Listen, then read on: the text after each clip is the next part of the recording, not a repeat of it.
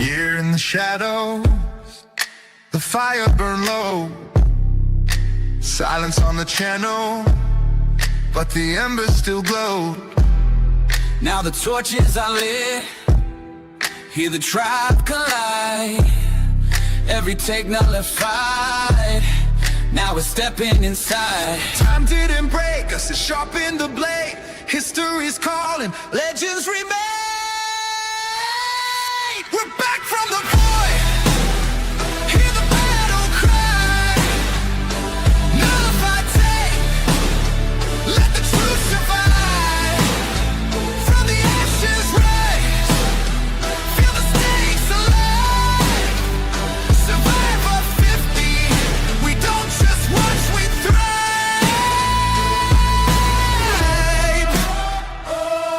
Back, back. Back, back.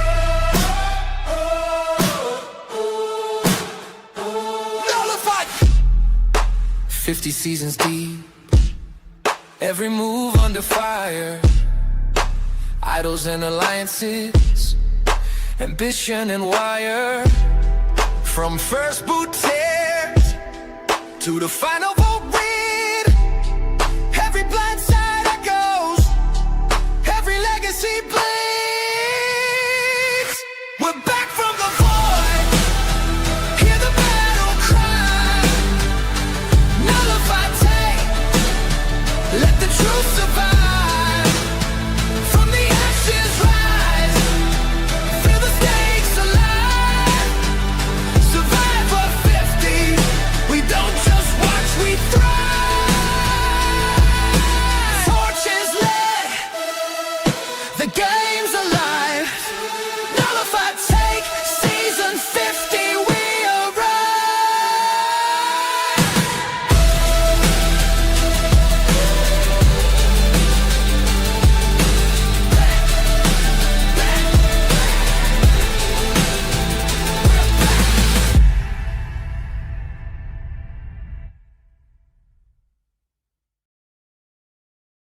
Welcome to the Nullified Take channel on YouTube. I'm your host, Chris, back from the void, and I've brought some manpower with me. My good friend Andre is with me on the podcast, and we'll be co-hosting Survivor 50 coverage here on the channel. Andre, how you doing?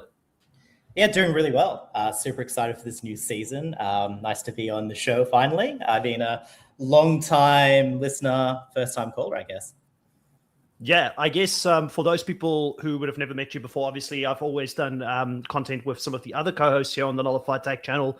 Andre and I became friends, I feel like maybe 3 years ago now, easily. Like the first time I was still in New Zealand, we started talking about Survivor.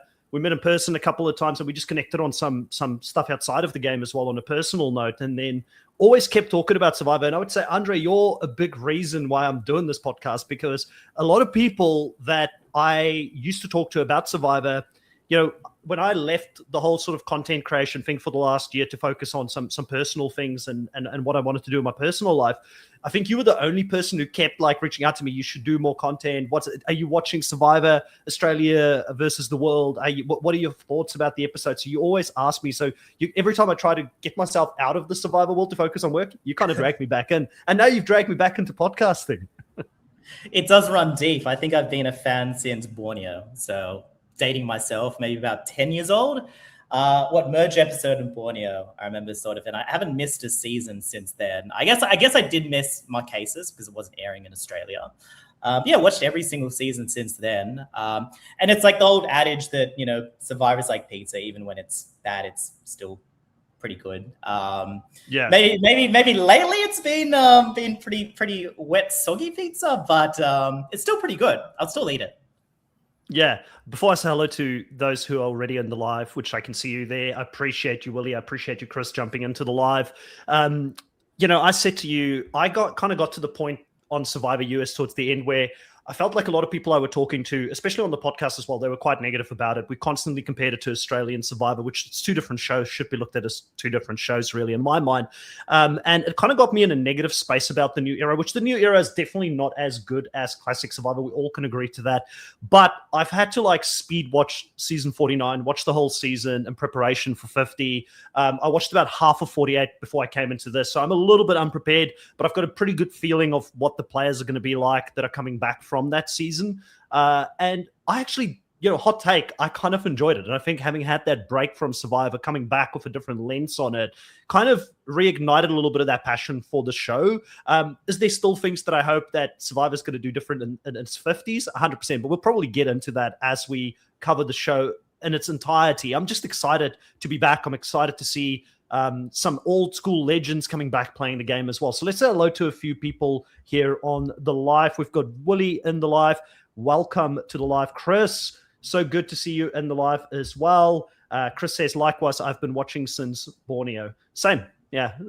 And we've also got Gabe. Gabe is a big supporter also of the channel, especially for Australian Survivor content. I feel like, Gabe, you're always on as well. So Andre, the season is called In the Hands of the Fans. And, there's a lot of controversy. I've seen it online. People were kind of like, we didn't get to vote on enough things, enough aspects of the game. I don't actually even know what they got to vote on. What did they get to vote on, Andre? You're kind of like I'm hearing it from you. I don't know if you're even up to date with what I think it was like tribe colors. Really. Yeah, it was like tribe colors and like a couple of like, I don't even know if we were able to vote on the amount of days or anything like that. I think maybe the comments were able to sort of. I remember they weren't like useful things. I think the only useful thing was if fire making was going to come back or not. I think I'm most interested to know that, and I want to know if the players are going to know exactly what the rules of the game are before they actually start playing. Because I think that's the most important thing. But I don't care about tribe colors or anything like that. I checked out of tribe colors since maybe like Token Chains. Yes. Hey, Sandy, welcome back to the live as well. Good to see you here. So because this, I guess we're doing a bit of, and it's going to be fun today. We're just going to have fun. Both myself and Andre said we're going to do a draft. Let's talk about these players. We didn't overly prepare for it, so it's all off the dome, whatever we can remember about these players and where we think they will stack up. I didn't do much preseason prep in regards to who's going to get targeted early or anything like that. But, I'm sure our audience did do that prep. And, and we definitely need to get the audience involved. This is in the hands of the fans. So we're going to have our audience be a part of the draft today. I think that's something that I really wanted to make sure we captured. So let's see how it's going to play. We've got a wheel that I'm sharing right now. It's got all of our names on it. It's got the audience name on it as well there. So depending on who it drops on, that will be the team that will select first. And we're just going to go into the chat. Whoever spams once, please, everybody. I just want people to spam once per person. A specific person will put them into the audience's team for the draft. So here we go. We'll roll the wheel. Let's see what the order will look like. So, I was going to say it almost was appropriate with us starting with the audience, but it does look like I will be the first person to select. And now it's between Andre and the audience for the next spot here. Let's see where we land. Andre, you're beating out our audience as well. We've already got it pretty much prepared. One thing I did want to ask while you're doing this, is it going to be a snake draft? Yeah, it'll just be a snake draft. So we'll go all the way down, and then the TNT community will get the third and fourth vote. You'll get the fifth one. I'll get the sixth and seventh, and so forth, and we'll go through it. So it might, in a season where there's so many players coming back and there's so many possible outcomes for where the season's going to go, I don't know how much really value there is in picking first. Our audience may just have the best picks because they get third and fourth, which I think is a pretty strong spot to be in. Yeah, absolutely. Yeah, we've already got Wooly here saying we've got to beat Chris and Andre. Okay, audience, we need to have a good draft. Oh yeah. Let's just see here. Some people talking about Mr. Beast being on the island. Yeah, like what the hell? I saw that as well. Are you a Mr. Beast fan, Andre? I haven't watched a one video of Mr. Beast. I couldn't care less about Mr. Beast. And we've got what, a Billie Eilish boomerang idol or something like that? in it Oh as well. yeah, Like, that's the only Jimmy other thing. Fallon or something like that. Craziness. Okay, so I'm going to do my best here to, I guess, maximize slightly so we can have a bit of a better view of who is up for grabs. And I think we're just going to get into it. Because there's a lot of people to get through here that we need to select for the draft. I did not prepare for being the first person, but you know what? This is a season that I want to love seeing the people like in my draft that I'm going to and in fact, I've got to backtrack. You can tell I'm rusty. I got to backtrack one step. I got to talk about how the points are going to work. Points, yes. And the points is going to be super simple for this draft team. I don't want to spend countless and countless of times checking how many confessionals there were and things like that. But we're going to have five rules only as the main points. So the first one's going to be survive the episode. You get 1 point if your character survives the episode. The second one is going to be if that person wins immunity, be it individual or team immunity, they will get 3 points. So if they're in a winning tribe and they win immunity, and this will be to outright win immunity. So we won't go for the second place immunity team. They have to be the winning immunity tribe. So and number one. Recently, they've been doing like a 1 male and 1 female win. So that count as an outright win, even if they come second. And yes. Yeah. Okay. Yes. Yeah. I think we do it that way. If they find or play an advantage, they get 3 points. So we won't go and penalize them if they played incorrectly in this draft. It is just a fun draft. But if they find it and play it, we'll give them 3 points. If they get voted out, it's minus 5 points. So those that get voted out early, it will hurt in this draft. If they win the game, 10 bonus points. And then some fun and chaos add-ons that we will add to this one, just to make it interesting. We want to be able to laugh at this season. If you want it to be a bit more entertaining, we'll add this here. 2 points if they say something iconic, right? And we'll have to agree between you, me, Andre, and the audience that it was an iconic moment in the show. But I think we can play fair and have some fun. We've got some iconic characters coming back, so I'm sure there will be some iconic confessionals. If they get caught lying, it'll be 2 points, right? So for messy players, they might get some points here. This is not. That's a lot of points. That's a lot of points. 2 points if they make a big move. And the group agrees live that it was their move. They made this big move in the episode. And then minus 2 points if they have a Banu moment out there and they have a meltdown. So lots and lots of fun to be had on this one for the season. We're going to keep it fun. And I do have a proposal. Yeah.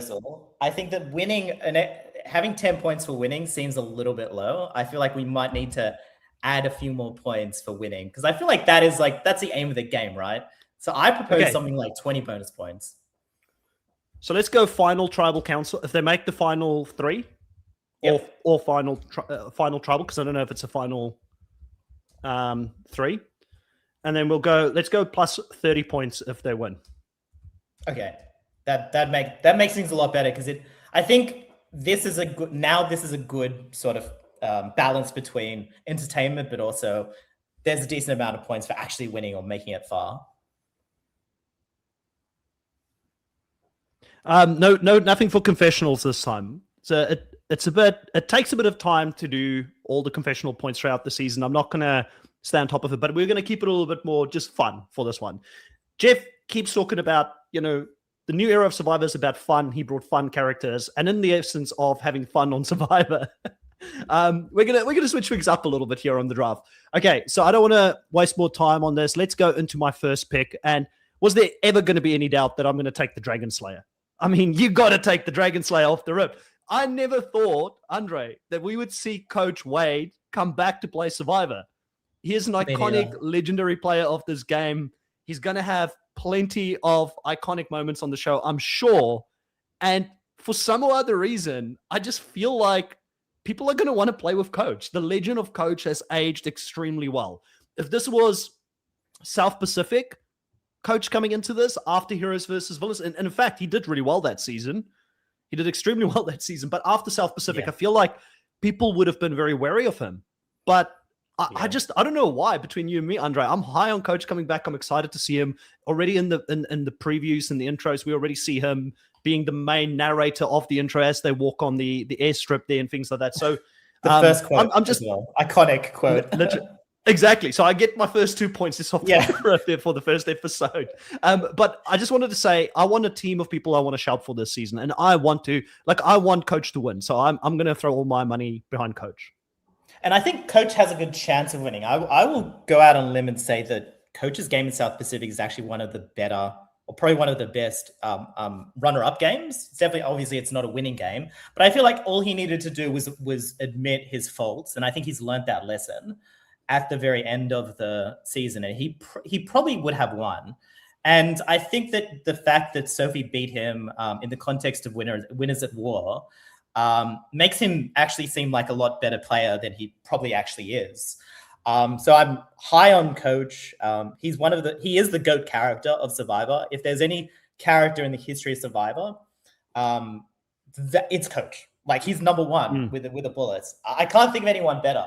So he was high on my list. I wouldn't say he was number one, thank God, but I see that Willie is pretty upset that the audience didn't get Coach. I didn't see it. It made me feel better when Willie was like, damn it. I got one over the audience at least. Okay, Andre, over to you. Who do you have as your number one? This one was my number one pick. It's an easy one. It's Christian. Christian. All right. Talk to us about Christian and why you're putting him as your numero uno.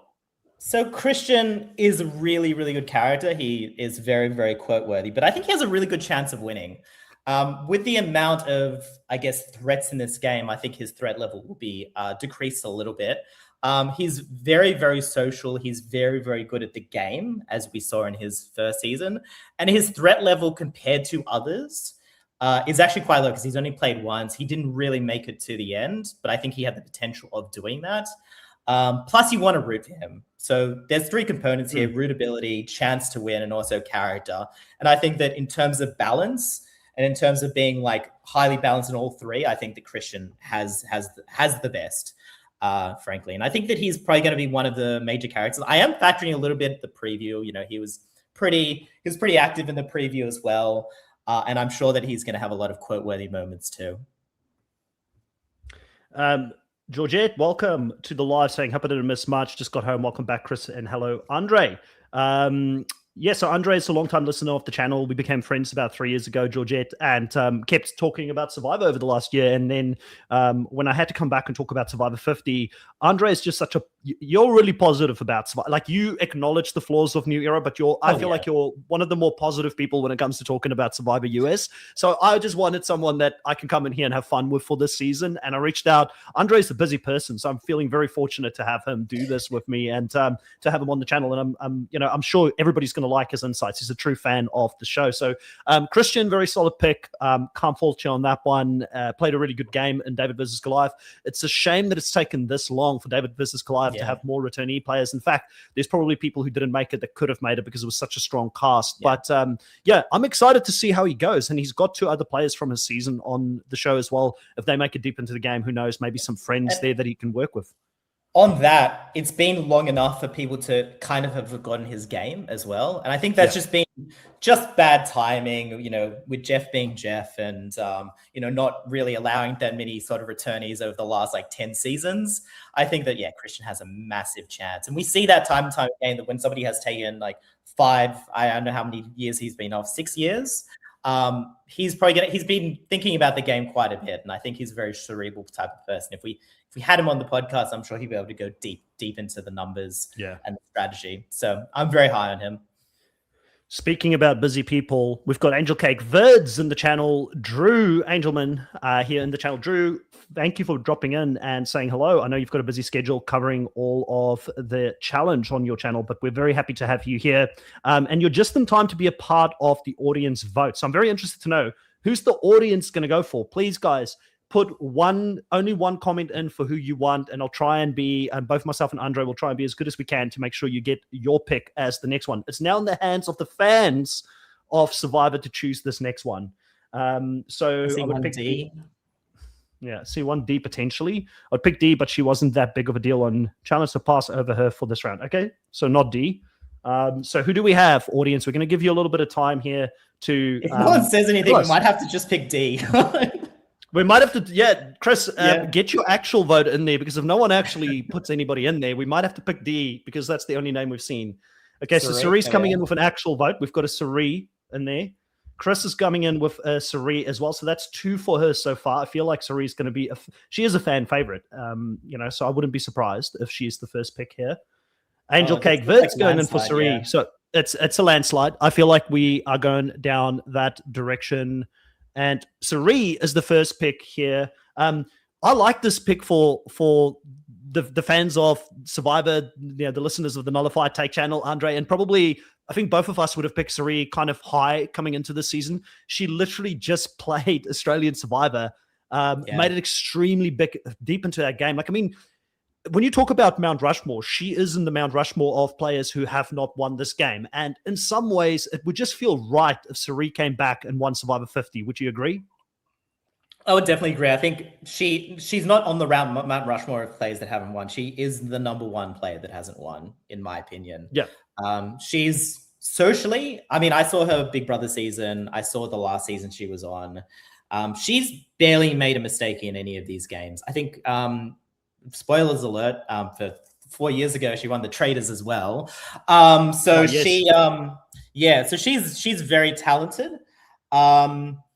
My only concern with Suri is she's very, very unlucky, as we have sort of seen. Maybe that luck will sort of blow out. But unfortunately, I think that her threat level is too high to win.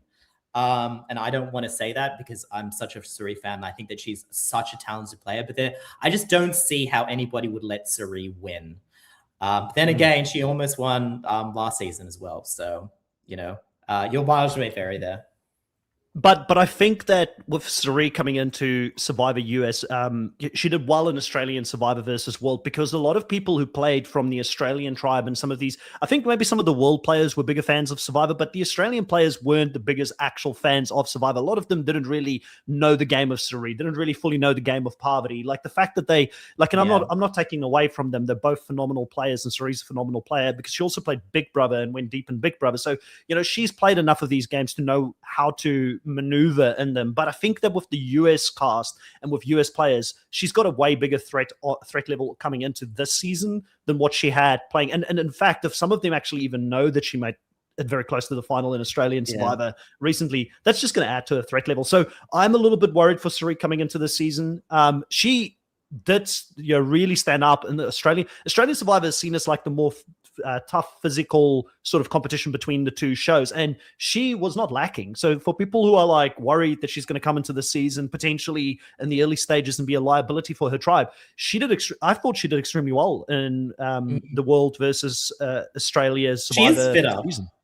Yeah, she is fitter, but I just don't like. I know a lot of points are actually given to immunity challenges as well. I just don't see her like beating Joe, for example, right? So that might be a liability for her as well. But in terms of the pick, the audience picking Suri as number one, I think that's the correct choice because she is the quintessential audience sort of fan favorite. Like everybody wants to root for her. Like there's no one probably in the cast that wants her out early on, I would say. Yeah. Quick few comments here. Chris say, why nervous my anti-vote for decounting? Because we're evil. Okay, Chris, we're evil. There's no villains in Survivor, but there's villains in podcasting. That's all I'm saying, Gabe says, I do think I'm getting Suri fatigue, though. Can't handle another one after 50. I feel like I don't blame Suri. She's probably getting close to retirement. She's like, get that bag, get the money. If people are calling you. But I want to see something new from her. For sure. Chris is saying Suri has that social game on lock. If you're awarding points for every episode survived, she will rack up a good number for team audience.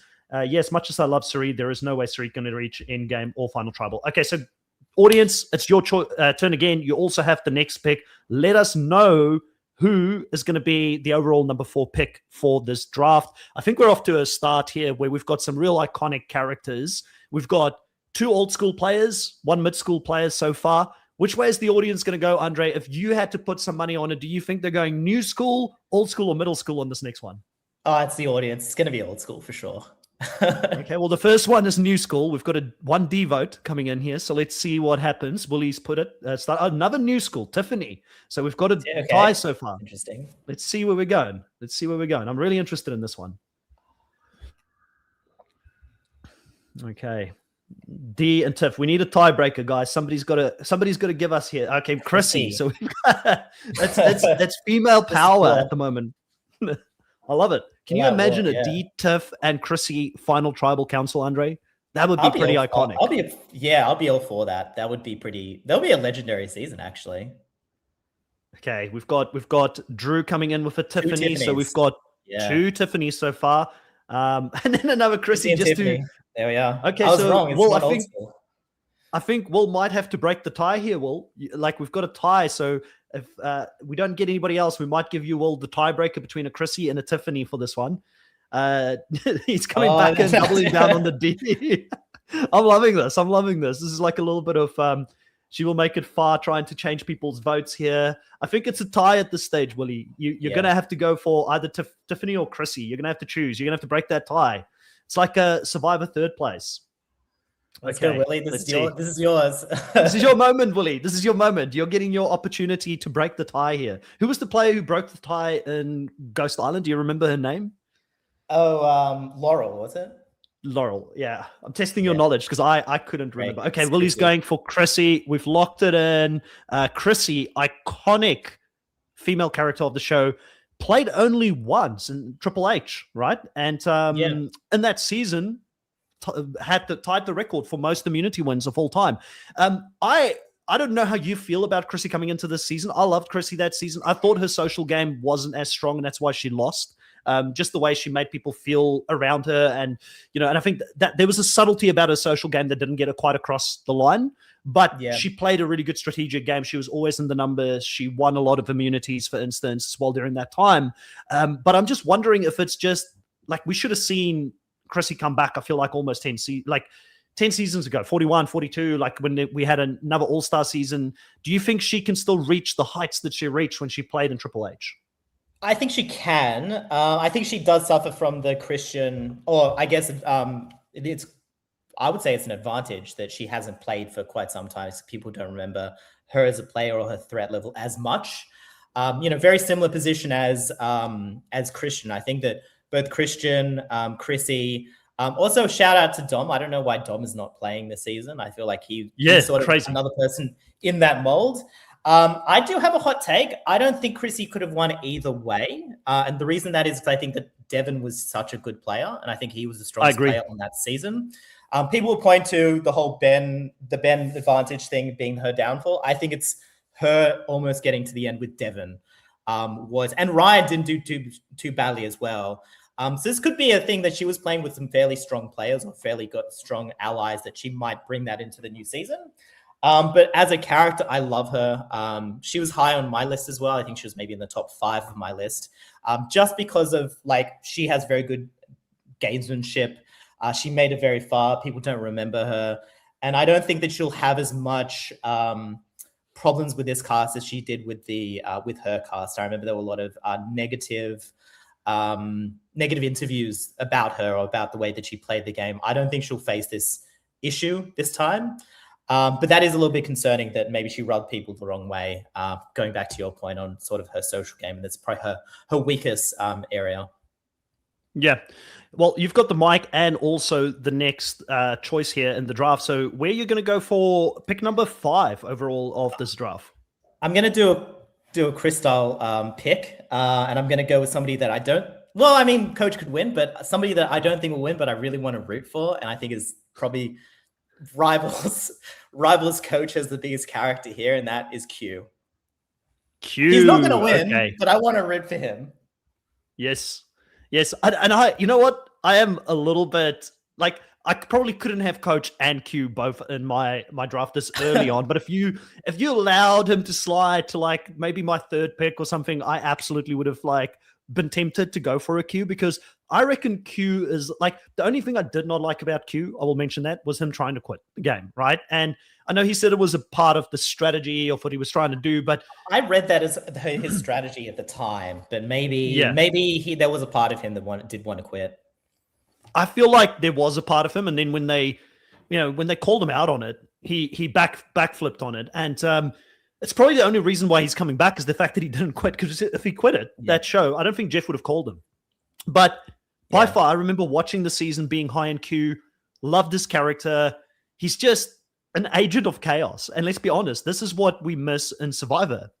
We miss these players that sometimes come in that are like casual fans of the show or has these big, because if you think about the early stage characters like your coach and, you know, your Tysons and all these people who played like very early on in the show, the biggest characters were the people who weren't necessarily the super fans. It were the ones who played loose. It was the ones who did, you know, they took chances. They were innovators of the game. And Q, in a lot of ways, with his Q bag, if it does make an appearance this season, is such a big character. The Q skirt or something. Yeah, he's such a big character. I mean, in the new era, there's not that many players that I think 10 years from now you'll remember. But Q is one of those memorable characters. So I don't floor you. I don't think he's going to win, but I think he's going to be a hell of a lot of fun to watch this season. Let's see what people are saying. She wasn't too happy with the Chrissy pick for round 2. And says Q and coach on one team would be too much. Chris, you know me. You know that's how I like to do drafts. I like to go all chaos on some of these drafts. And I've broken many a drafts by doing that over the years. And this is going to be no different. But now I've got to choose. Like, and maybe there's a part of me that's wondering if I should go the opposite direction here. And make a sensible pick, because I went for one that you know, and I don't know, like I'm a little bit nervous about it. You know what? I am this person. I don't think this person's going to come back to me, and I've got to think about who potentially wouldn't come back to me at this stage. No, in fact, you know what I'm going to do? I'm actually going to go for Joe. I'm going to go for Joe, and I just recently watched this season. I've just recently watched the season, so maybe it's because of recency bias that I'm choosing him. I don't know what his end game's like. And that's the problem for me. But coming into the season, I've got a feeling he's going to make it very deep. And the reason that I think he's going to make it very deep is because of the way I've watched it up until about the merge, just prior to the merge in 48. He's such a loyal guy and he preaches loyalty that I think a lot of these players who are coming into this season is going to want to snatch up Joe and want to play the game with him.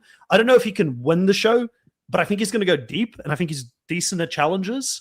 So feels like a sensible pick to counteract the chaos pick of coach at this stage. Well, he's a loyal, both of them are very loyal players. I see a theme here.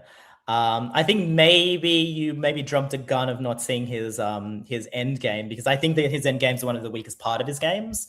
I think the early part of his game is pretty strong. But there is, and we have to look in the entire cast and consideration. And what I have noticed is there are a lot of sort of big, strong guys that preach loyalty in this cast. You've got coaches, you've probably got Jonathan, you've got Ozzy, you've got some pretty strong guys. You know, yeah, exactly. Colby, he played with Kyle, he played with Camilla. So I think his placement is probably one of the stronger placements in the entire cast. And I actually don't think that he's going to be coming up as a strategic threat as much either. So I think placement-wise, he's very, very strong, but he's Joe. And again, you haven't seen. Do you think he can garner? Do you think he can? Okay, and with this is my blind spot, and I do things like this on the fly. This is the problem when you don't prepare in advance with your ranking order, because I was between 3 players. I'm not going to tell you who the other 2 players are, because I don't, just in case they come back to me. He was probably the lowest one, but then I changed it up a little bit. And I think with Joe, like from what I've seen so far, I feel like he would have been well loved by the public outside of the game. And I feel like he's probably somebody that is well respected. But do you think if he played a good game this season, does he have the reputation and the respect to get to a final and win this game? Is there a way for Joe to get to the end and win this game? That's what I'm sort of after. Do you think the Survivor community respects him? The Survivor community is a different story. If he does play a good game and he has a good final tribal council, he can win. And he does have the capacity to play a good game. He does have the capacity to sort of be self-reflective, I think, because it's kind of like one of those things where we do find that returning players tend to overcompensate for their past failures. So I think that Joe might go the other way. He is quite self-reflective, I feel. He is a good player. It's just that, I don't know, I feel like there might be a little bit too much noise in his game to be able to get to the end or get to that final. Getting from maybe final 8 to final 3, that's going to be his biggest challenge, you know, because he's going to be preaching loyalty, that he's going to have to backstab. And then he either backstabs people and people won't respect him, or he'll backstab and get caught out. And that's my major concern with Joe. Yeah. Okay, well, I do have the next pick. So obviously I knew that I'm going to be able to pick one of those 2 players that I was sort of umming and ahhing about. And I don't know if this person can win the game again, but I just want to root for them. I like D. I really like D. Was that the other person you thought I was going to go for? Yeah, that was 100%. I know that everybody wanted D, for sure, Yeah. including the audience. I think it's hard to. I'll let you talk about it because you picked D first. Yeah, like I think it's a tough game for D to come back into, having won so recently. What was the season? 45 or 46? I think it's 45. 45. 46 was So, Q's. okay. Yeah, such a recent season. She's still in a lot of people's minds. And in my mind, the strongest winner of the new era. Like, I thought she had control of the game from early on with her alliance. She played with her head, not her heart. That connection with, what was the name of the guy who was playing with her? Austin, was it? Or Austin, yeah, that's him. Austin. So that connection, and then sort of taking him to the end, sort of, really outplaying him, and then Stab him in the heart. stabbing him in the back so many times and in the heart. Like, I know it's so brutal. She's kind of a villainous, and she makes the cast, which is exciting to see a player that's played such an aggressive villainous game as a female player, because a lot of the times female players get judged differently in the game to men. I think that it's changed now over time. I think people are a lot more aware that that is something that can sometimes happen. But if you're not going to have like a Jerry Manthe on the show, like she's like the new age era of that, but a Jerry Manthe that actually won the show, and actually went all the way. And I'm excited to see D play again. She played recently in the challenge. I know some people said she didn't do too well in the challenge, but I also didn't think that she did too bad either. Like, to be honest with you, in that season, I did watch that season. I just didn't do any content on it, but she did get found out in the end, and obviously it didn't work out her way. But I think she's got a good strategic head on her shoulders, and I'm excited. Like, I just want to see how she does coming back in a cast where the only winners, and I want to talk about that a little bit, Andre. Why do you think the only winners we've got this season are only from the new era? Is it just because they shot their shot when it comes to season 40 Winners at War? And if we took all of Winners at War out of the equation, like, who's the most obvious winner who didn't make it? Like, people who didn't come to Winners at War that potentially could have had a callback to come back for this season. I do know that Boston Rob was asked and he refused. But I don't know. That put me on the spot on who a good winner from earlier would have been. Earl. Earl, yeah. I think Earl had what do we have to do to get Earl to come back and play the game, Andre? What do we have to do? Oh, yeah. I have no clue. I mean, I know he's never going to be asked, but I feel like the only winner that the only other winner that I can think of is Richard Hatch, but he's obviously not going to come back. I think, like, for a season like this, he would have been perfect. I would have liked to see Brian Heideck. Can I say something about Earl just real quick?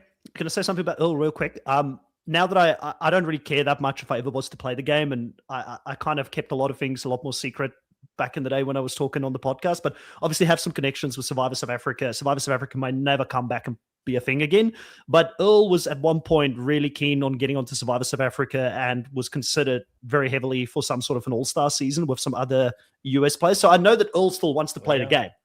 So I feel like it's a Jeff thing, not an Earl thing, about him not coming back. I feel like this cast is a reflection on Jeff, frankly. I know that Jeff loves the new era. But yeah, I mean, I think Earl for sure. But going back to D. Sorry for sidetracking. She deserves us to talk about hers. 100%. No, D, I did not see the challenge, so I don't have any sort of extra information there. I think D is definitely by far the most dominant winner of the new era. Definitely since Tony's victory. I think that she probably can't win just because she is a big threat and everybody knows her big threat. Everybody's seen her game. Nobody will want to take her to the end. That being said, we saw what happened on Australians last season of Australian Survivor, and I don't want to make a comparison because I feel like everybody makes a comparison. But she is sort of the most comparable winner to Parvati that we've had. Probably Kim Spradlin is the other person that I wanted to compare it to, just in terms of dominant winner. So I think that she will play a very good game, but I think she'll get found out very, very early on. I think she'll be targeted very, very early on, just because of her reputation. That's fair. Yeah. So yeah, but she might do well. She is a challenge beast. She probably will win a lot of immunity challenges, and she can somehow get her way to the end. I don't see how anybody can not respect the game that she plays, even if she plays a massive cutthroat game. Because I think that this is the cast, barring the Joes and the Colbys of the world. I feel like people will respect her for sure. Okay. So it's your turn for this next pick. Who do you want to go for? Yeah, sure. So I had two people for my next pick, both very similar players in my opinion. I was ping-ponging between which one I should choose before you chose D, and D was one of them. The other one was Genevieve. I think the Genevieve is... Is that your pick? Yes. Okay. She's ridiculously talented at the game. She's very good strategically. She might be a little bit weaker on the social side, but her game in, I believe it was 47, was very, very strong. I feel like her not getting to the end and Rachel sort of pipping her at the post actually helps her because people won't look at her with as big a threat as I think she deserves. Plus, she's very rootable. I think she's a very rootable type of person. She's a very strong player, and I think was it the Italian? It wasn't the Italian job. I think they ran some trademark issues there, but it was the whatever the Italian job was. Project Italy was one of the best new era moves. Number one. So yeah, those are the major reasons why I chose her. I like her. Great game player. Definitely lacked that social skills. But you know what's interesting? When I watched Savannah's season and she got to the end and she won, I was just like, how? Like, even I was watching it with Julie, my partner, and I was just like, how's she winning this? Like, how's she going to win it? Because she didn't even know people's names. She didn't care for the social game to that same extent. So it just shows you it depends on the season. Like, some seasons people really value that.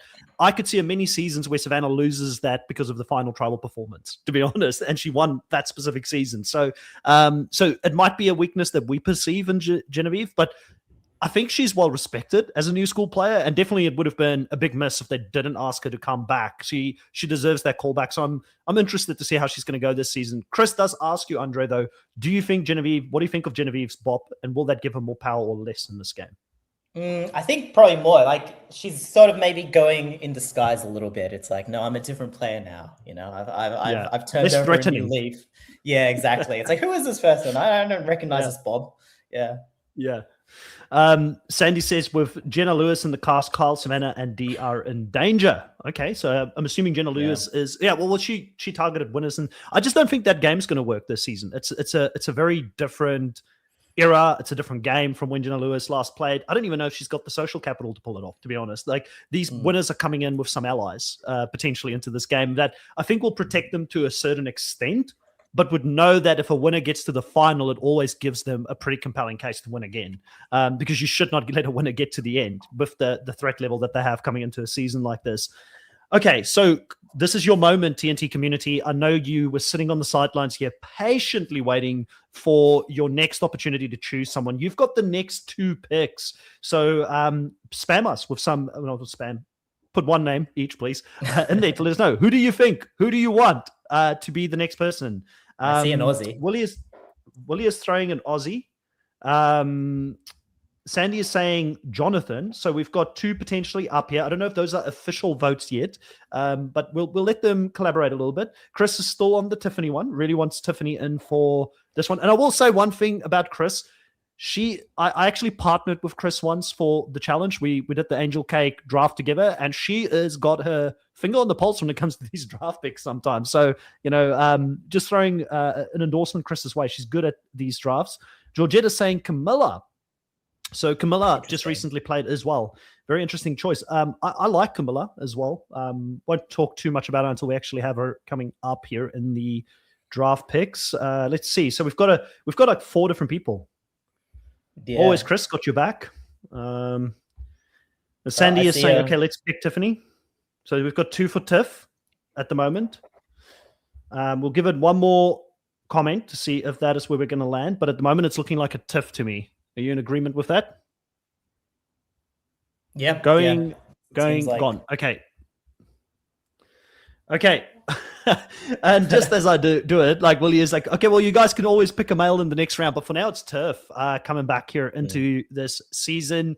I really liked Tiff in his season. I thought she got screwed by Q that season big time. He derailed her game in a big way, but she was definitely, from memory, had a lot of skill for this game. And I don't think she's going to come into the season as a big threat either, Andre, because she didn't ultimately win that season. She didn't ultimately control the strategic direction of the season after the merge. She had a big control in the beginning, but that was such a cluster of a tribe that she was in, that she needed to survive to begin with, that I think that she's got the skill to do really well this season, and also not the threat level on her. But I just don't know who her connections are coming into the show. Like, she's got Q, but who else?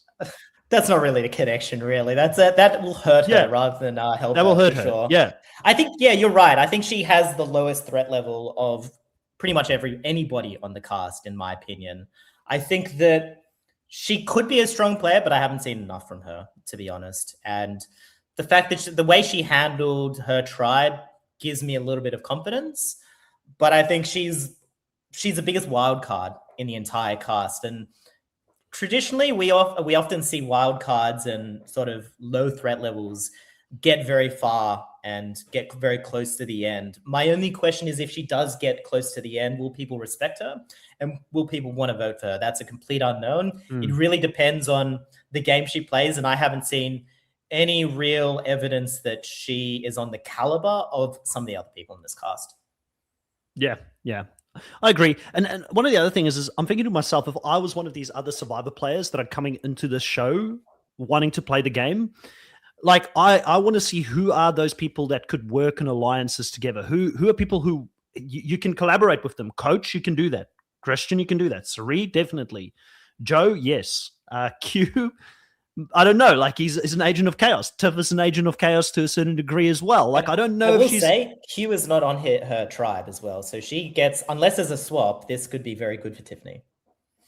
Yeah, 100%. So I'm just looking at these people. I'm like who can work with alliances? Who can work with others, right? And yes, Tiff did do that prior to the merge, and then after the merge, she was kind of in a bad spot. So we did, like, to your point, we probably just didn't see enough. And I think that uncertainty, when you're coming into a season like that, where you know that there's certainty with other players and what their game looks like and how they would have played with an alliance, if I had to make that decision, I don't know if Tiff's going to be the first person that I'd gravitate towards, but depending on the tribe makeup and which tribe she's in, she might find some other people there that also need that person that's on an island of their own, and could very quickly create those bonds. Let's see what people are saying here. Willie's saying we need male. Then let's pick strongman for immunity points like Jonathan or Aussie. Would prefer Jonathan over Aussie if you all want immunity. Beast next pick. What friends does Jonathan have? Unless there is a swap, this is a modern survivor, there is going to be a swap. That's true. Who do you guys want for this next one? Let us know. It sounds like the consensus is Jonathan, but let us know officially who you would like for this next. There was a heated debate here it looks like it was between Jonathan and Aussie. But let's do a proper round of voting. Yes. Let's do a proper round of voting between... I've got a hot take on Aussie. I feel like as Aussie's getting older and older, he's looking more and more like Rupert with the hairstyle. Like, it's like, is he morphing into Rupert? Rupert made his way onto season 50. You should get some tie-dye. He'll be, split image.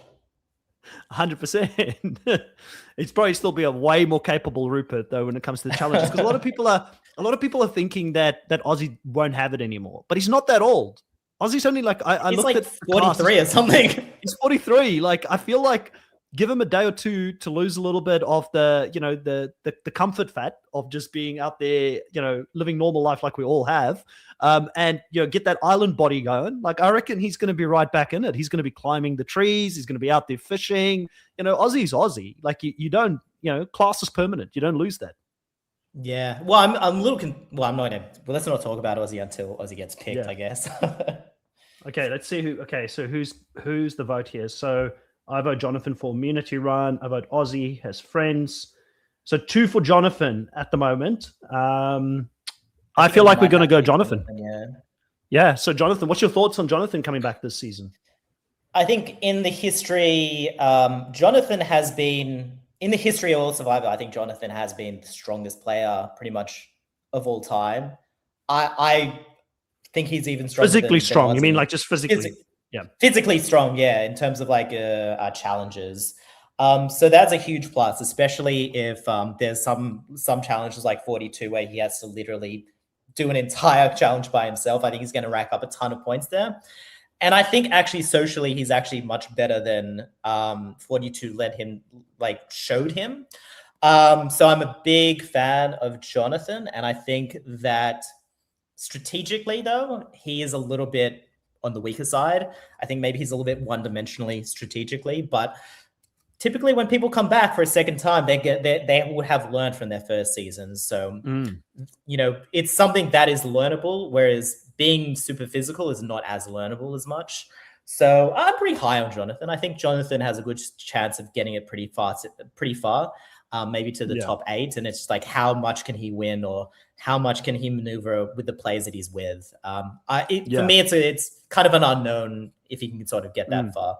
But I want to root for him, actually. I was a big fan of him during his season. I'm high on Jonathan.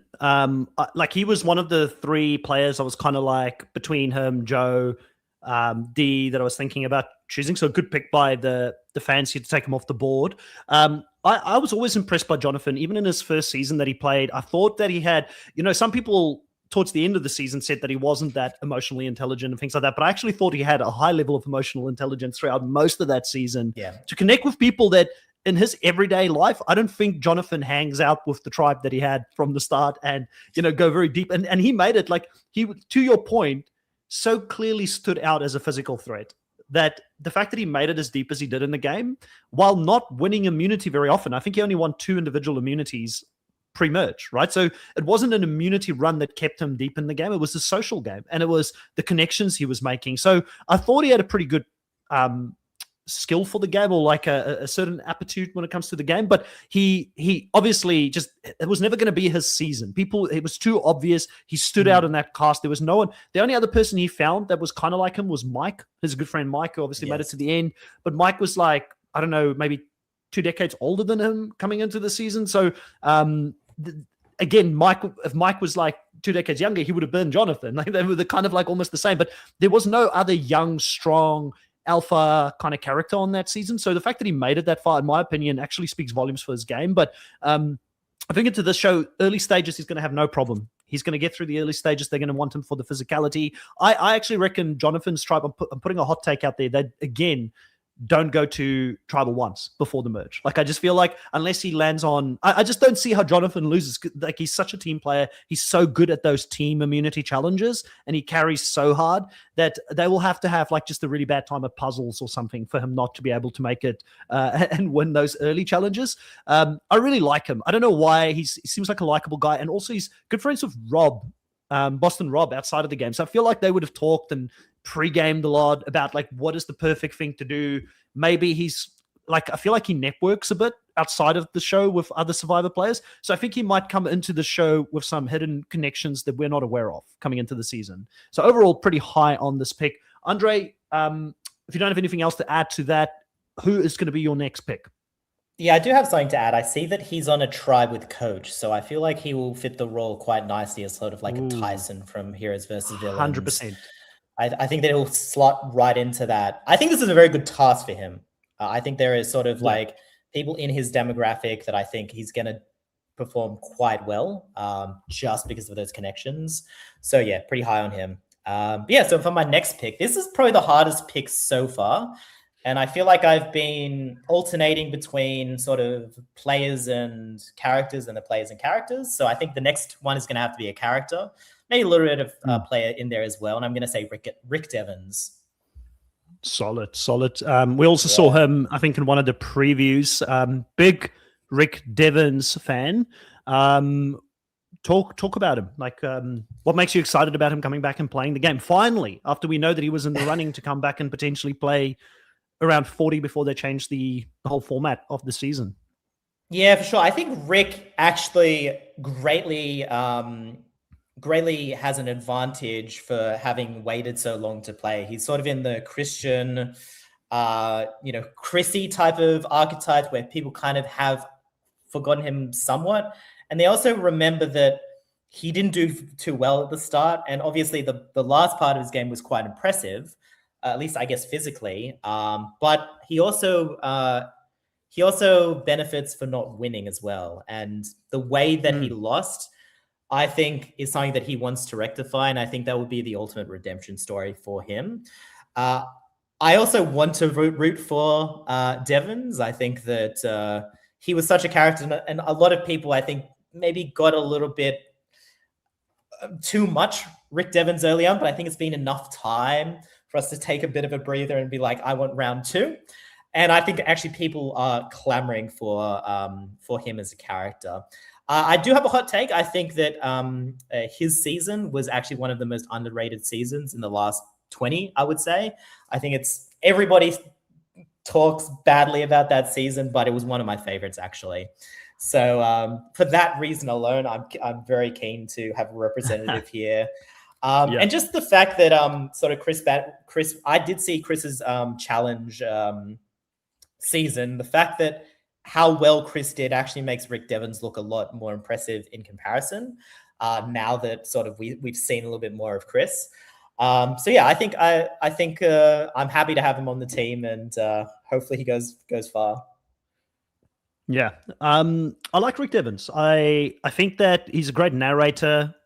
You don't have Jonathan Penner this season. I know he was in the running as a storyteller, and we always look for these storyteller type of characters, with Christian is there, obviously. So there's clearly a trend in the players that you're picking here with Christian and both Rick Devons. I think they're the same archetype. They're probably not in the same tribe. I think I remember them being in different tribes. They're probably splitting them out in different tribes.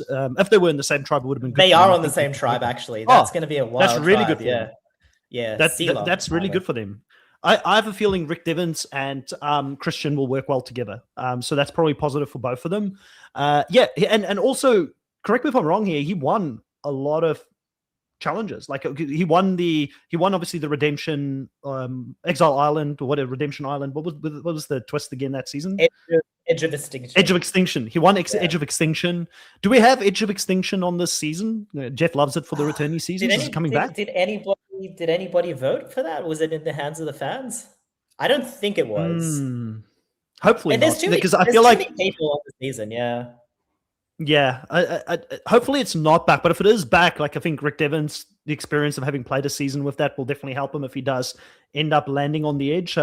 Willie's saying no Edge of Extinction, and to me that's good. I don't think Edge of Extinction. Don't put that into the universe. We don't need that. We don't need that in our life. Yeah. Hey, I thought you said you loved the season, But if Edge of Extinction came back, I feel like if Edge of Extinction came back, Reem would have been there. Like you can't do another Edge of Extinction without Reem.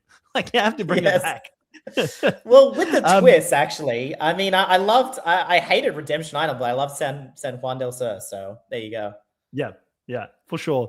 No, I think Rick Devon's going to be fun to play. But I feel like he won a couple of challenges and things like that. But he doesn't look intimidating, like physically. But he's actually good at immunities and challenges. Beast. Yeah. And also under the radar there. Under the radar, I think people would have forgotten. To your point, if he came back sooner, probably people would have been a lot more on it than what they are now. And then the other part of it as well is he is really good at finding idols. And that is a skill in its own, right? To go out and find idols. So obviously the game's changed a lot since then. And sometimes you just get it by getting on a boat and you get some advantages. But for those beware advantages and things like that, I think he's probably going to run into one or two of those when he's out there. Okay, so this next one, tough decision. It's getting a little bit harder to choose. And I'm just going to go on people that I'm actually interested in seeing. I'm going to stick to that theme for this one because the last two, like I started with Coach. Coach was my first pick. I was so excited to see him. Such a big get for the season. And this person apparently was the first person to reach out to production to ask and to come back and play the game. And I'm low-key the biggest Colby Donaldson fan, low-key, to be honest with you. And I know it's a hot take. I know I'm probably going to get absolutely steamrolled by the fans picking him this high coming into this show. But Colby Donaldson, I've got this thing. I was a kid, maybe I can't remember 12 or 13 when I watched Colby Donaldson play the first time. And he was the All-American hero playing that season, winning all the immunities, played such a good, honorable game, made the bad move at the end, and Tino won because he took it to the end. Then came back in All-Stars, fell flat. They took him out. He was too big of a threat. It wasn't really, I think, too much about anything that he did necessarily in the game. It was just he came back too soon. He had to come back. He was one of the biggest gets for the All-Star season, got voted out very early on, and then comes back for Heroes versus Villains and goes through this humbling experience out there, Andre, where he's no longer the alpha. He's no longer the best performing character. In fact, Coach beat him and one of the challenges that I had to go head to head. And people were like, I can't believe Coach is dragging Colby. And he was called Superman in a fat suit by James, right? So an iconic player from Heroes versus Villains, in my opinion, one of the biggest legacy players of Survivor. Like everybody knows the original Texan who played the game, Colby Donaldson, the All-American, coming back to play the game again, now a lot older, hopefully a lot wiser. Andre knows that he's not going to be that youthful person anymore. And I just like him because I think socially did extremely well in Heroes vs. Villains. Like people liked him, even though he didn't do well and he couldn't win those challenges. They still wanted Colby around because Colby's philosophy, even in Heroes vs. Villains, he talks about that is that you want to be likable and you want people to want to work with you out on the beach. And I think sometimes we get so far away from the social game and the core dynamics of what makes people want to work with you and have you out there. And I think people are going to look at Colby and say, yeah, he's not that big of a threat anymore. He's not the guy he was when he played in season 2. He's not that physical beast. And he's someone that is kind of loyal and I can work with and build alliances with. And I think they're going to, again, he was in the preview for the season. I think he's going to get a lot of confessionals. I know we don't give confessional points, but I think that he's got that relationship with production where anytime he phones to say he's ready to play the game, they'll put him on the cast. And apparently he was the first one to do it as well. So I'm excited because Colby's excited. I think he knows where he went wrong. And I just want to see a redemption arc for him. Even though his last season wasn't that bad, I think he got 5th place.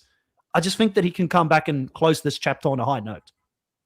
Yeah, I think Colby actually played quite a decent game in Heroes versus Villains. It was clearly a villains game.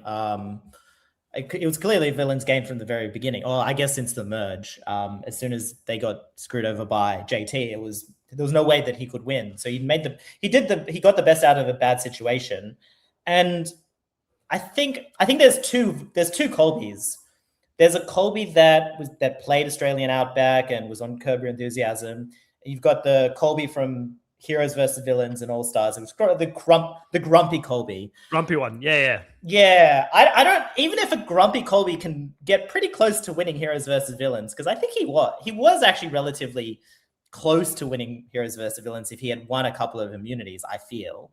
But, I think that speaks to him as a character. I think that he's somebody that will always have to rely upon immunity challenges to win, as he did in, he didn't even win the Australian Outback. He made probably one of the worst decisions of all time. But that being said, I think that, he's a more mature person. He's more likely to be that, just based on the interviews I see in the comments, that he seems to be a little bit more excited to be back. And maybe it's been, 20 years now? Has it been 20? It's been 16 years since he last played. I think that there will be a sort of renewed interest from him.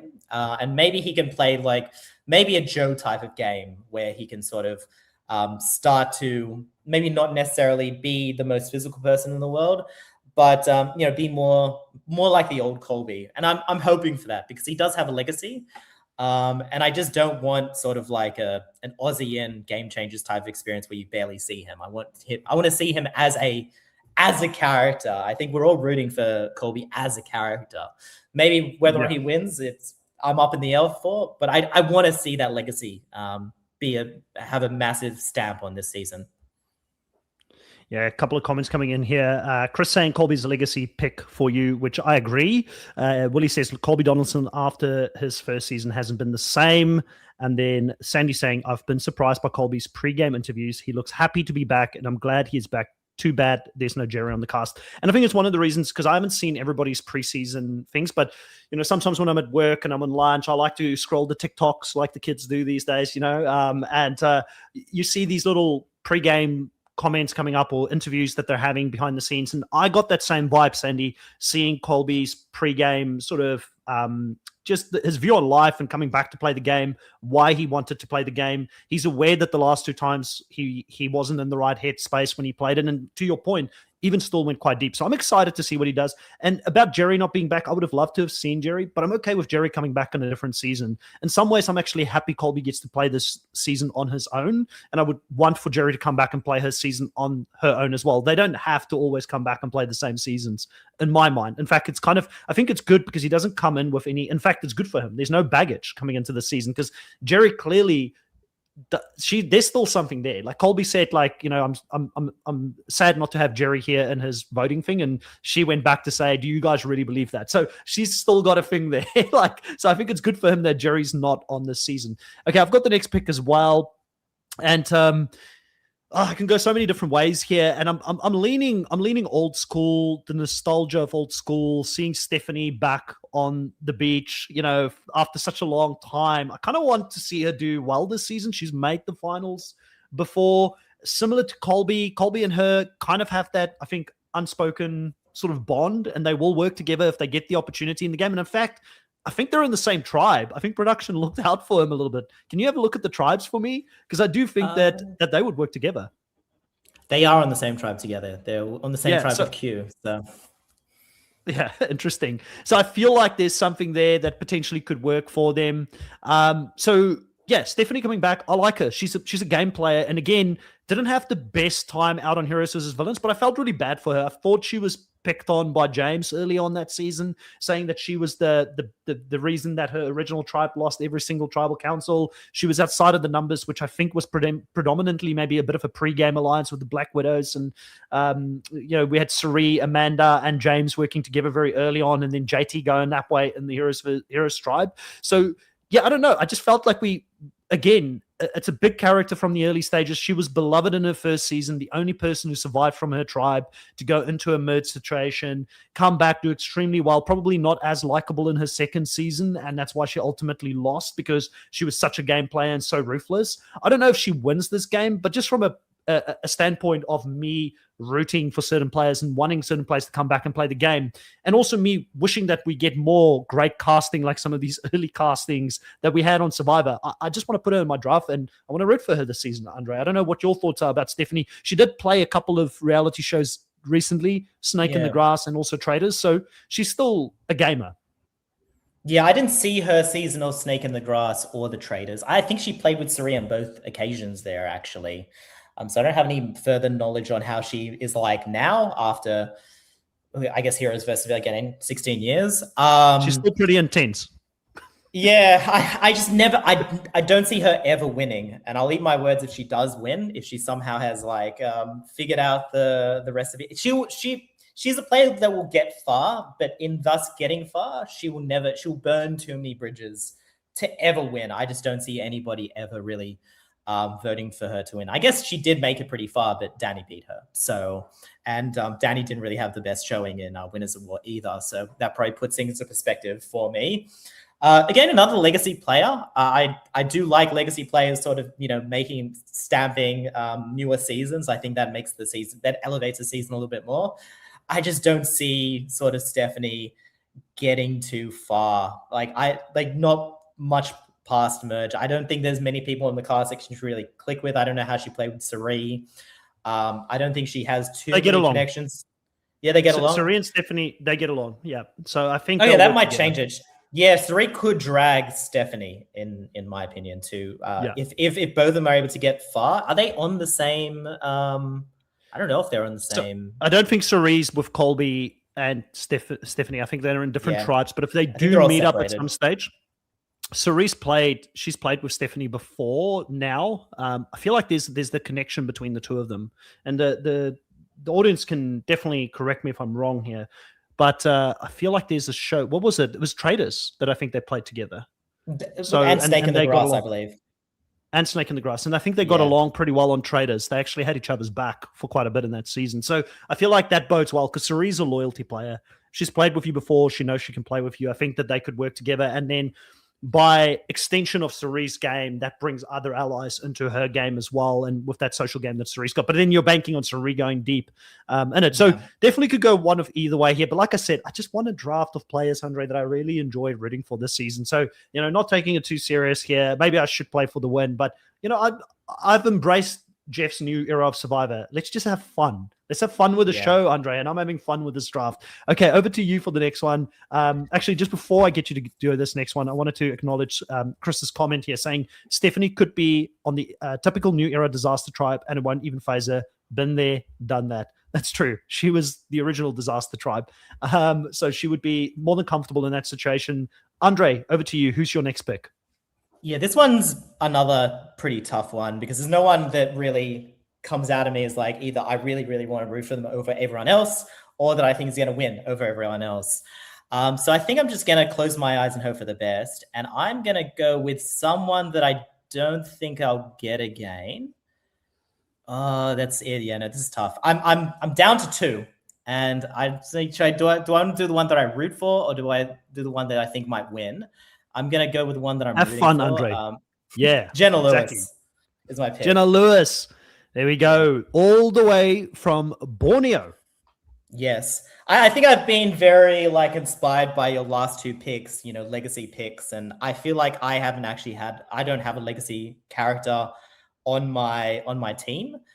I think that Jenna Lewis played an exceptional game in All-Stars.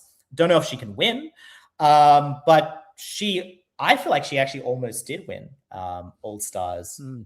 She was banking on Rob or Amber cutting each other. And we all know how that went. It's like, how often do you have a couple that comes out of Survivor that are having 4 kids? Like, there was no way they were going to break up. But we didn't know that at the time. Her strategy to get rid of the winners and actually just finding... I don't think she has anything against winners. I think that she was very smart in saying, here's a clear target. Let's all band around this. And let's just get out the people that we want to get out. And as long as... kind of to borrow sort of Sandra's phrase, as long as it isn't me, I will go to the end. And she was very, very instrumental in bringing together Rupert, Amber, and Rob. So I think that was a pretty strong alliance. She can create alliances. She was there from the beginning. She has a legacy. She could have won All-Stars, in my opinion. I know that a lot of people will probably disagree. But yeah, I just want to root for her because it's like we haven't seen her in so long. She was on season 1. And to me, that's just, I got to have that on my team. Yeah. I had one person here in the audience, I think Will said, good pick, Jenna Lewis could make friends out there. Jenna Lewis, I think she's going at the right time of the draft here, kind of mid-draft, because it could go either way for her. She's been out of the game for so long. I don't know how in touch she, stayed with the community outside of the game since she's played in All-Stars. We just saw a season in season 40 where a lot of these old school players really fell flat and they didn't really deliver when they came back. I've got a feeling that this season is going to be very different. I feel like even though it's definitely leaning more new school, mid school to new school and cast, I just think the old school players are going to play a bit more ruthless coming back in this game. I think they've got a point to prove. And Jenna Lewis is one of those players. She is a strategist. I think she's one of those strategists that are forgotten by people who aren't super fans because, to your point, she didn't win that season and she just fell short. So it's like in sports, right? You always remember the teams that won the championship. You don't remember the runner-up or the people who played for third place, right? In the third place playoff. So I do want to make a comparison on that. I think that the best comparison that she has is probably Kimmy Kappenberg in Survivor Second Chances. She played very well, Kimmy. And I wasn't expecting that because she was not a strong player in her original season. I think that Jenna Lewis will play a very similar game to Kimmy and might do even better than Kimmy does. Yeah, while we've been talking about Jenna Lewis, which I'm excited to see as well, I'm just going to put Charlie on because it's already been decided by the audience that he'll be the next pick. They've sort of sorted it out while we've been talking about Jenna Lewis. I like that pick for you. I think Jenna Lewis, I hope she does well. I just want those legacy picks to come in and do well, be on the screen for long enough. And hopefully if they're there long enough and if the audience really takes to this season, it opens Jeff's eyes to, we want more returnee seasons and we want more old school players coming back. The nostalgia is a thing that is real. And I think it's going to bring people back. There are people who stopped watching Survivor but will come back for Coach. They'll come back for Colby. They'll come back for Jenna Lewis or some of Sari. How can I forget? Like some of these old school players coming back, and I think they're all big gets this season. Charlie being picked here next. I was looking at the remaining people that was still left on the board here, and definitely he stood out as a player that I think he could have, should have. I know could have, should have doesn't really get you the win, but I feel like he should have potentially won this season. He was very strong strategically that season. I know people really, who was it? Kenzie who won that season? I forgot her name. Yeah. So yeah, got backstabbed at the end by his main ride or die, and it ended up costing him from memory. That's my memory of that season. And I wasn't the biggest fan of Charlie because he couldn't stop talking about Taylor Swift. And yes, I'm not like the biggest Taylor Swift fan in the world. Like I don't dislike her, but it's just what's going on. If he talks about Taylor Swift again this season, it will do my head in.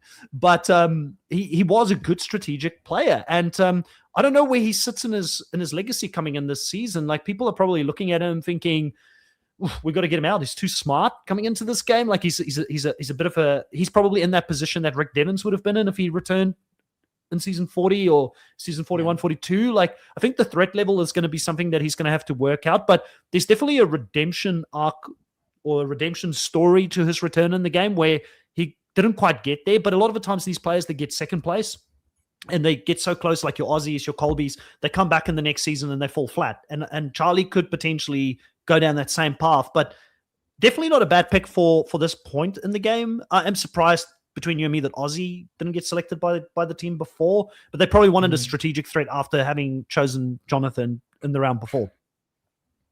Yeah, there's no other real strategic, I guess Chrissy. Oh, I mean, Sari, obviously, in that team. But yeah, that makes a lot of sense. For me with Charlie, I think for me, Charlie's probably a better player than I think he is. There was such a big backlash in the community that Maria basically turned her back on him. But in fairness, Charlie made a decision. And he had to deal with the consequences of that decision. I think he took Maria's vote for granted, but that's just my hot take. And really, the only real memorable thing that I can remember about Charlie is obviously the Taylor Swift stuff, which I don't care about. But I think that's a damning indictment of him as a character. If that's the only thing you can remember much about him, then yeah, maybe he's not going to be the best TV this season. But I could be wrong. Like he's I feel like he knows sort of what he needs to do to win. I think he's probably, along with Dom, I think he's probably the closest to have won that never has won. So I will say that's something that he has where Aussie as well. He's come, I guess so. Yeah. He's come so close to winning without actually winning. So he doesn't have that target, but I guess look what happened to Aussie and when he returned. So maybe that doesn't mean as much as I think it does. But I'm pretty neutral on Charlie. I'm just like, as long as he doesn't talk about Taylor Swift, I'll actually probably be rooting for him. The moment he talks about Taylor Swift, I might just be like, no, I'm good. I'm good. I'm glad I don't have him on my team. We'll see how it goes. Yeah. Shots fired from Andre there to the audience. States, welcome to the live stream. It's great to have you. Angel Cake saying, I always remember when the Patriots lose the Super Bowl. Yeah, fair enough. I think for the fans of that specific team or that specific player, you'll remember it. But for the general fandom, I think you sometimes forget about those second place or loser seasons. But I'm the same with rugby. I always remember when the Springboks didn't win a World Cup. It's not been many recently. Humble brag. Angel Cat is in that case. I remember second place. So who do you guys want for your next one? So at the moment, there's two being proposed by Willie. It's Rizzo and Savannah. So season 49, the two season 49 players being recommended here. Sandy says yes, and if we pick a 49ers, I would vote for Rizzo because winners would have higher threat level. So we'll give them an opportunity to think about who they are going to pick next year. I was thinking, I'm just gonna pop to the toilet for a second. Go for it. I'll talk to the audience. So Chris here is saying Rizzo. So we've got one for Rizzo. Willie is also going Rizzo. So we've got two for Rizzo at this stage. So very interested to see where are we going to land on this one. And While we're contemplating who's going to be this next pick, it's looking like it's going to be Rizzo, and unless I see something else coming in, I am putting Rizzo in there. Yep, Angel Cake also confirmed Rizzo as the next pick here. Rizzo obviously just played 49, has a bit of the Russell Hans effect that is, I think, going to take place here, because I've seen in the early sort of content that have come up on my stream and on my feed that people are talking about the unknown of Rizzo. Like Rizzo would have been a big player. Like coach said, I remember what it was like when Russell came on, and, Russell lied to us about why he was a villain. And I think some of that effect has scarred certain players, like your coach, your Colbys and that, who got to play with Russell from that season. They didn't really know who Russell was. And I think that effect is something that Rizzo is going to have to deal with, because they know he didn't win, because a lot of them have already found out somehow that Savannah was the winner, from what I can tell in the preseason content. So that means that Rizzo must have been either a strategic player or someone that was sneaky or villainous or something like that got him the callback to come back and play back-to-back seasons. So I think from that perspective, Rizzo is potentially walking into some trouble. When I was watching the season 49, it's the season that I speed watched through the whole season.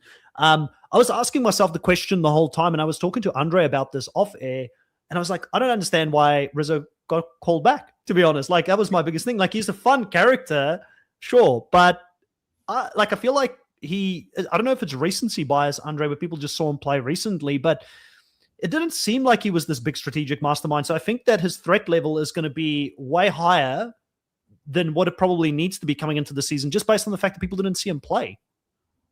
I think with Rizzo, his social game's a lot stronger than people give him credit for. Because I think people came into his season thinking that he was referring to himself as the Riz God, and that seemed a little bit obnoxious. But then you notice it's kind of like a Johnny Fairplay type of thing, where he's only talking shit to the audience and not to the people. And it just seemed like everybody liked him. And I think actually his game is a social game. And his game is like, he held on to the idol, but he was only able to do that through social maneuvering.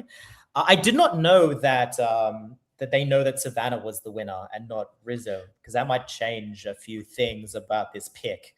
But I think Rizzo's a fine player. He might be a little bit young and inexperienced, but I guess so is Charlie. I personally think that Rizzo's a better player than Charlie, and probably came closer to winning than Charlie did as well, despite Charlie getting the votes.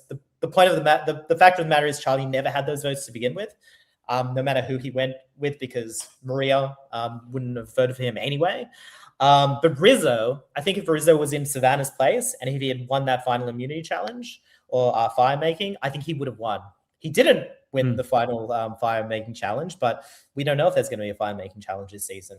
So I think Rizzo's a really good pick, actually. I think Rizzo's probably the better pick out of now knowing the Savannah and Rizzo and who knows what. I think that Rizzo is actually a better pick than Savannah now. I would have said the opposite earlier, but that's interesting. Yes. I think that for me, Rizzo is he's a character pick. He's like one of the bigger characters from, not at the Q level character, but that's probably a good thing for him. But he's this season.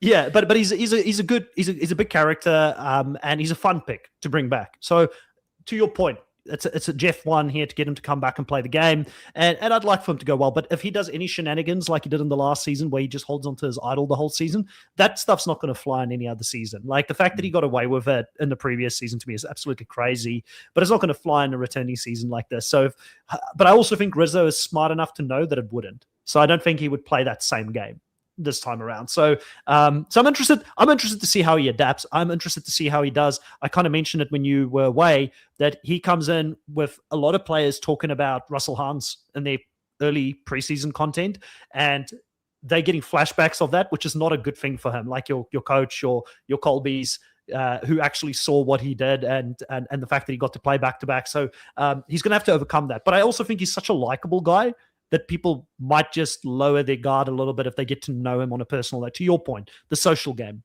Andre, next one for you. Who are you going for? Yeah, I would have taken Rizzo, but I'm going to go with Savannah. I think it's only right for these two to go at the same time because they're both unknowns, relative unknowns. I think that, with Savannah, with people knowing that Savannah won, that might be a little bit problematic, I would say. But then again, Sandra won before. Tony, obviously won before. And then spoilers for the Australian season, Parvati won. So it's not out of the realm of possibility. I think with the reason I'm choosing Savannah I would say relatively early on, because with the Russell Hantz effect, I would probably tend to take people a little bit later, just because of the threat level. But I think Savannah was one of the players that she's the most like how I would play if I played Survivor.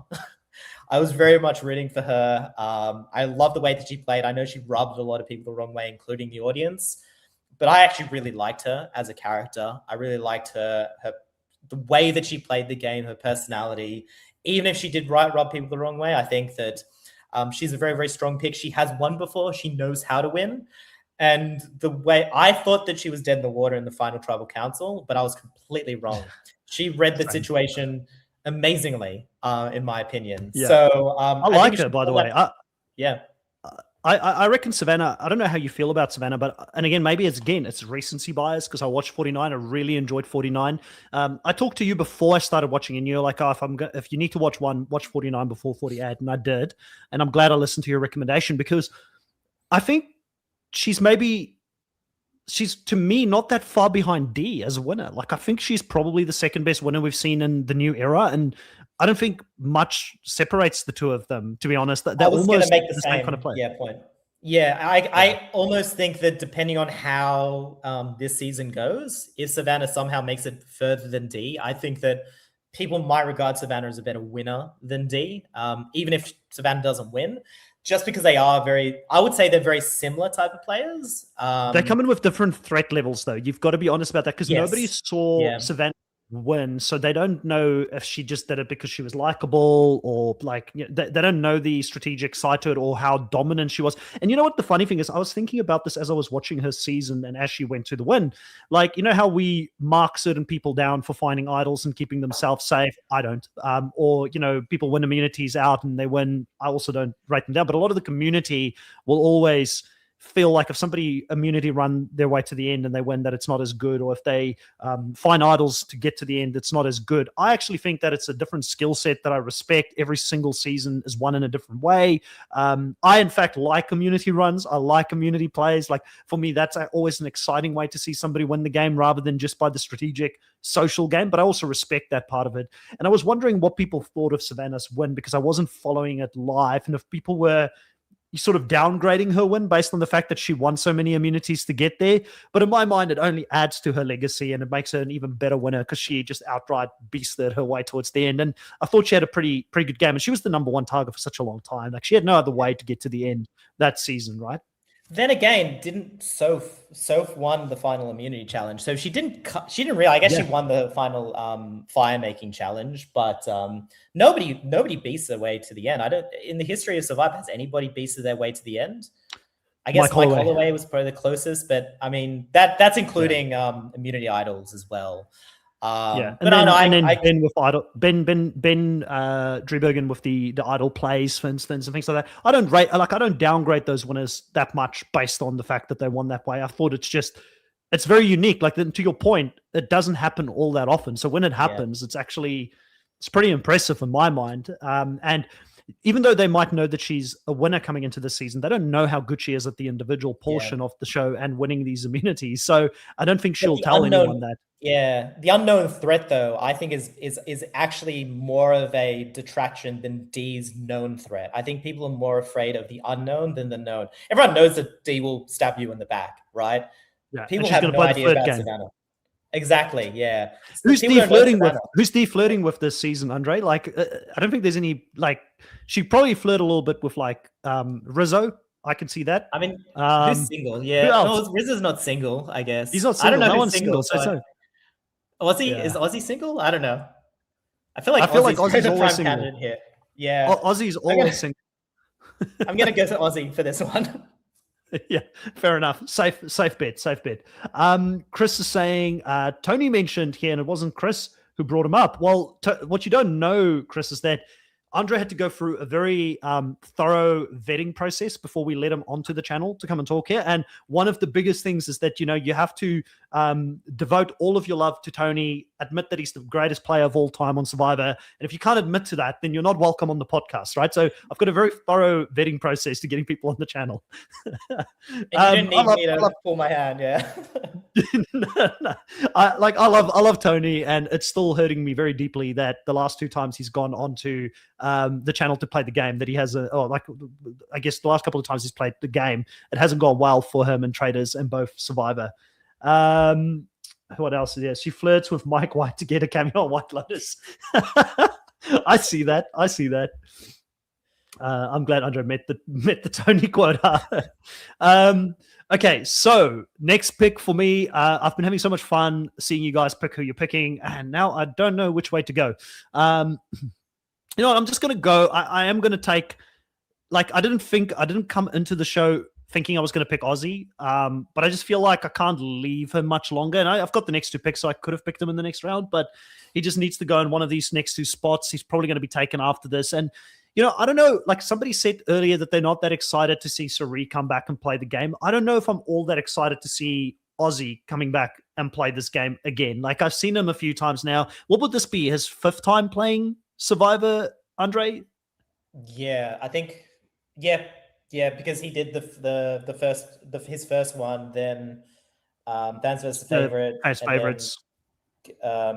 Game Changers? South Pacific Game Changers, and then now. Yeah. Game Changers, and now 5th time. So I just don't know, 5 times. He is one of the bigger legacy players. Again, clear theme here that I'm going for the legacy players. I guess it's just worked out that way. I did not come into it thinking I was going to pick Ozzy. I just think Ozzy's best game was his first game, and since then it has sort of gone backwards. And South Pacific, I don't know how he's good though. Yeah, South Pacific was very good. Him sacrificing himself to go and win his way back in the game to ensure that they had numbers going into the merge. Smart gameplay. No other player probably would have or could have done that in that moment. So I do give him all the respect for that. The storyline between him and Coach is going to be interesting to see this season. If they do get on the same beach at some point, will they be able to work together? There's clearly bad blood there. Coach believes that Ozzy's the reason he lost that season, because Ozzy went to go poison the jury quite a bit against them, and that he would have done well if it wasn't for that. If that's true or not, I don't know. But I think, to let him slide any lower than this probably would be doing a disservice to Ozzy as a character of the show. And also the fact that I think, we talked about it earlier, he's 43. He's not that old. He can still pull it out. I think that, some of the greatest winners we've had and challenge beasts that we had, how old was Terry when he played the first time? I'm pretty sure he was in his 40s or something like that. Late 40s, I think, yeah. Late 40s. So I think that Ozzy can still do it.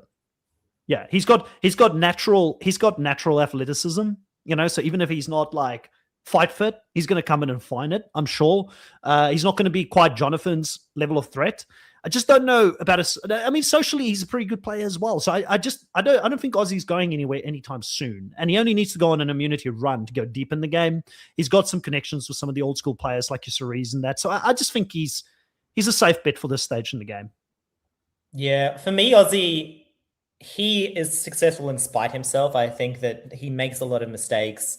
He'll own the mistakes as well. But I actually will push back on saying that he's a good social player. I don't think he's actually a terrible social player, unless you're friends with him. If you're in with him, you're in with him, and you know that. I'm a little bit bummed we didn't see more of him and Sari in Game Changers, because I hear that there was a pretty deep relationship there as well.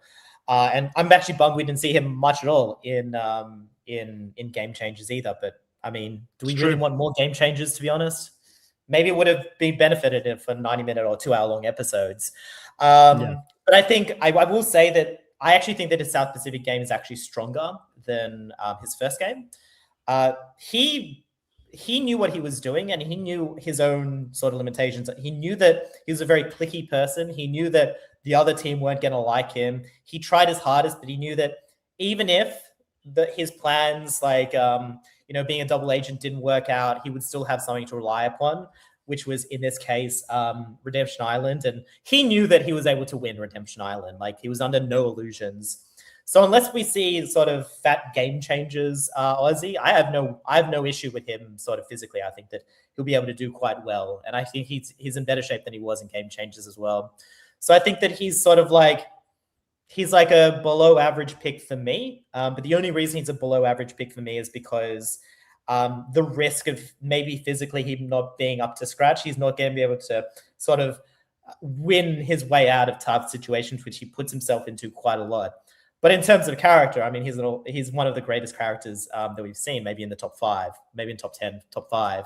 So I'm very looking forward to him. And I've got a hot take where I think, apart from like Edge of Extinction, I think that South Pacific is one of the most underrated seasons of all time. And I think that he was one of the reasons why that was. So I'm sort of looking forward to hopefully seeing a bit of a South Pacific reunion and sort of like maybe a callback to that season, because I think that sort of in the history of the show, that is one of the seasons that had one of the best or one of the biggest legacies, in my opinion. So I see Aussie as one of the most ultimate legacy picks. Yeah. And what's your thoughts around, because there's quite a bit that's come out, I think, in recent times. There's been lots of sort of preseason content. Like Survivor seems pretty loose with what they allow players to talk about these days before the season has even started. And I saw something come up about Coach sort of alluding to the fact that Amanda Kimmel, or what's I don't know what her last name is now, but Amanda was potentially on the cast to come and play the show. But then when she realized that Aussie was there, he was alluding to the fact that she pulled out. And obviously there's history between them. She's now in a loving marriage with her partner. She's got kids and things. We know that it ended rocky between them. A lot of fans have been wanting to see Amanda come back and play the game again. I'm one of those fans. I love Amanda. She's one of my favorite female players of all time. How do you feel about the fact that Aussie was sort of picked above her, or that, you know, like, I guess maybe it wasn't. Survivor was just like, get over it. Like, you can play if you want, and if you don't want to, you don't have to, kind of thing. Do you have any thoughts about that? I mean, I would have preferred to see Amanda over Aussie, to be honest, because I feel like we've seen Aussie. Well, we've seen Aussie one more time than Amanda, I guess.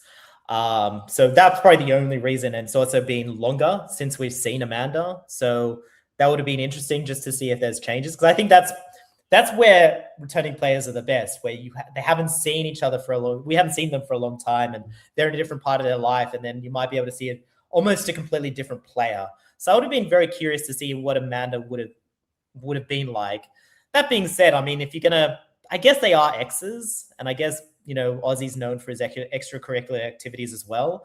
So probably for the best, just for terms of mental health. I mean, I'm not sure if being stranded on an island with your ex is necessarily the most healthy thing, especially if you've got kids at home. And I think that's probably a determining factor as well.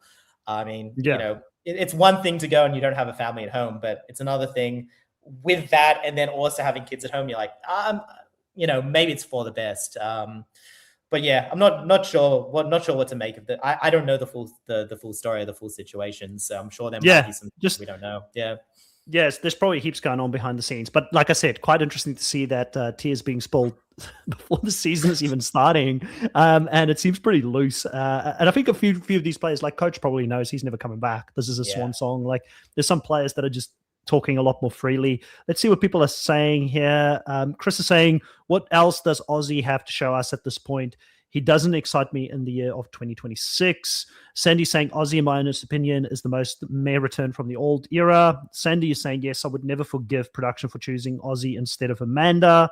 And then also Chris saying, Queen Amanda, we missed out on a major icon. And very sad not to see her. She's a great player of this game. I thought she was probably the best player of the Euros tribe that season. I also really like JT, and I've got a hot take. I think that JT, if things went a little bit differently, he was playing with house money and he was taking some risks, but JT and Heroes versus Villains played with a lot of, if that went his way, upside. Like, he could have won again. And I think JT is a better player than what people give him credit for. Definitely, he did damage to his legacy in Game Changers when he came back. It's Game Changers, right? That's probably the season where I was like, okay, he lost the plot. Yeah, he lost the plot that season. Okay, so I've got to pick the next player here as well, and it is starting to become slim pickings. There's still some proven game players on the board here. Just probably from my perspective, people I don't know so well, and I don't really know the end game and what got them there. Like, I'm thinking about the 48ers that are still on the board. And then a couple of players I don't know if I want to touch, but I keep going for these iconic players. And I don't know if I should go for another iconic player here at this stage. I want to have some better mix in my team. I can get a couple more female characters on there as well. I'm going to go for Angelique. What? Angelina. Angelina, sorry. Angelina. So Angelina, I don't know how she's going to go this season. No idea. But it was for me, it was a choice between her and Aubrey probably at this stage. And I just like her more than Aubrey. I think she's a fun player. She should have been back way before. Probably it's probably like 8 seasons too late for her return, in my opinion. And she was just a fun character that season. Who forget about the jacket. When she's going to be there, I'm going to get some of those iconic points. I'm sure she's going to have some iconic things to say as long as she's in the game. And strategically, she was pretty sound that season as well. She went pretty deep. I just don't know how she's going to fit in here as a middle school player. Potentially could work with the old school players, potentially could work with the new school players. And that's kind of what I'm banking on. And this is a pick to say, I wasn't excited to see Aussie come back and play. I am excited to see Angelina come back and play the game. Yeah, I think she's going to have a hard time just because on her season, I mean, you saw how she dealt with the jacket situation and hiding the idol from, who was it that she hid the idol from? Or no, she planted an idol, right? I just see her rubbing people the wrong way. I agree with you. Strategically, she did very well, but I don't know if she could have ever won. Just because you get to the end, it's sort of like, I don't want to compare her to Russell Hans, but that's the most connection I can sort of make here. She's not as bad as Russell, of course. No, there's levels. Exactly. It's just the same consistency there. It's like, she's really fun to watch. And, her schemes are out of this world. She's a great character. I just don't see her winning. But I feel like actually she probably should have been taken earlier, right? Because there's a lot of points for just surviving. And I think she'll survive very far. And then there's a lot of points for quotable times. And she probably won't win too many immunities. But I think she's probably actually a decent pick for this late. I just don't see her winning. But prove me wrong, Angelina. Who do you think is going to carry the ladder for her this time to get the idol? Like who can she convince in this cast to help her? Obviously, Jonathan. They don't even need a ladder. He'll just chuck her up. Yeah. Yeah. He'll be the human ladder pushing her up to go get the idol. I think a few people are a bit annoyed by me taking this one, saying that was our pick next. So now I feel better about the pick. And then Chris Throwing Shade doesn't even know her name. I know, I'm terrible. Like I've come into this way too casual. All right, Andre, you've got the next pick. Yeah, this one was my second last pick. Okay, this is a pretty difficult one. I'm tossing up between 2 players, and they're both on the same season, so you can guess. Yes. I will have to go with Kyle. And the only reason I'm going with Kyle, even though he's a higher pick, and I think that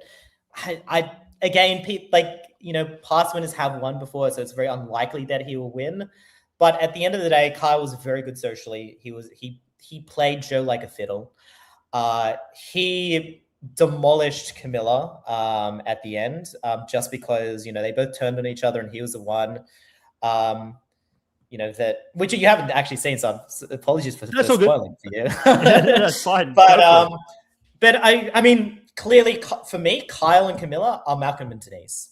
Not as good as Malcolm and Denise, but I think I'd prefer to choose, in this case, Denise is Kyle. And I think very similar type of players, in my opinion. Like they navigated the game quite well. And then sort of talking about Kyle, I think that the only reason I didn't choose Camilla, I think Camilla probably has a better chance of winning, but I think that Kyle is a better player in everything. And the way that they sort of played that sort of like hidden alliance, it was very reminiscent of the Matt Rogers and David alliance in Australian Survivor, where people didn't know they're in a. If they could pull out something like that again, not with Camilla, with someone else, with somebody else in the cast, I think that if you're smart enough to do that, I mean, you're smart enough to win a game. So I think that Kyle is a bit of a steal, and I think I'm sort of getting a bit of a discount for him because he's a winner, and he's very unlikely to win. But if he wasn't a winner, if he was somehow picked out at Final Four, I think that he would be as high up there as D in my estimation. Probably even an earlier pick than D, to be honest. Yeah, I like from again. I haven't seen the whole season. I saw where they were lying about their alliance and how they outplayed Joe's alliance, specifically pre-merge and things like that. They both seem like really skillful players, so I'm just surprised we are seeing both of them coming back. And I really like Kyle so far. Like I think he's physically very good. He's socially very good. He's probably going to have a really big threat level coming in, having won so recently, but I don't think he's going anywhere in the early stages of the game, unless they really do want to play that game of just saying, let's get rid of the strong players that are winners, and then we don't care about winning immunities. But in a tribe of 6, it actually, in my mind, protects stronger physical players, because you don't want to cannibalize your own tribe by getting rid of some of these strong challenge performers so early in the game. So I think it might give him a little bit of a meat shield. Like he might be a little bit of a meat shield to some people and a challenge shield to some degree. And you don't want to lose those people. This is where you should probably look at the tribe dynamic, and it will tell you a bit of a story as to if they lose him, who's going to be the player that will take over that sort of physical. I think he'll be a early victim from Q. I think if there's any kryptonite here, I think it's going to be Q, like the chaos there, because Kyle is the sort of person likes to sort of control sort of his orbit of relationships. So yeah, super worried about that tribe just because of Q. But I think that's why Q's such a good casting. That's why Q's the perfect casting, right? Like we need to get him in there. Okay, so I think the next one that the audience are agreeing on is Camilla.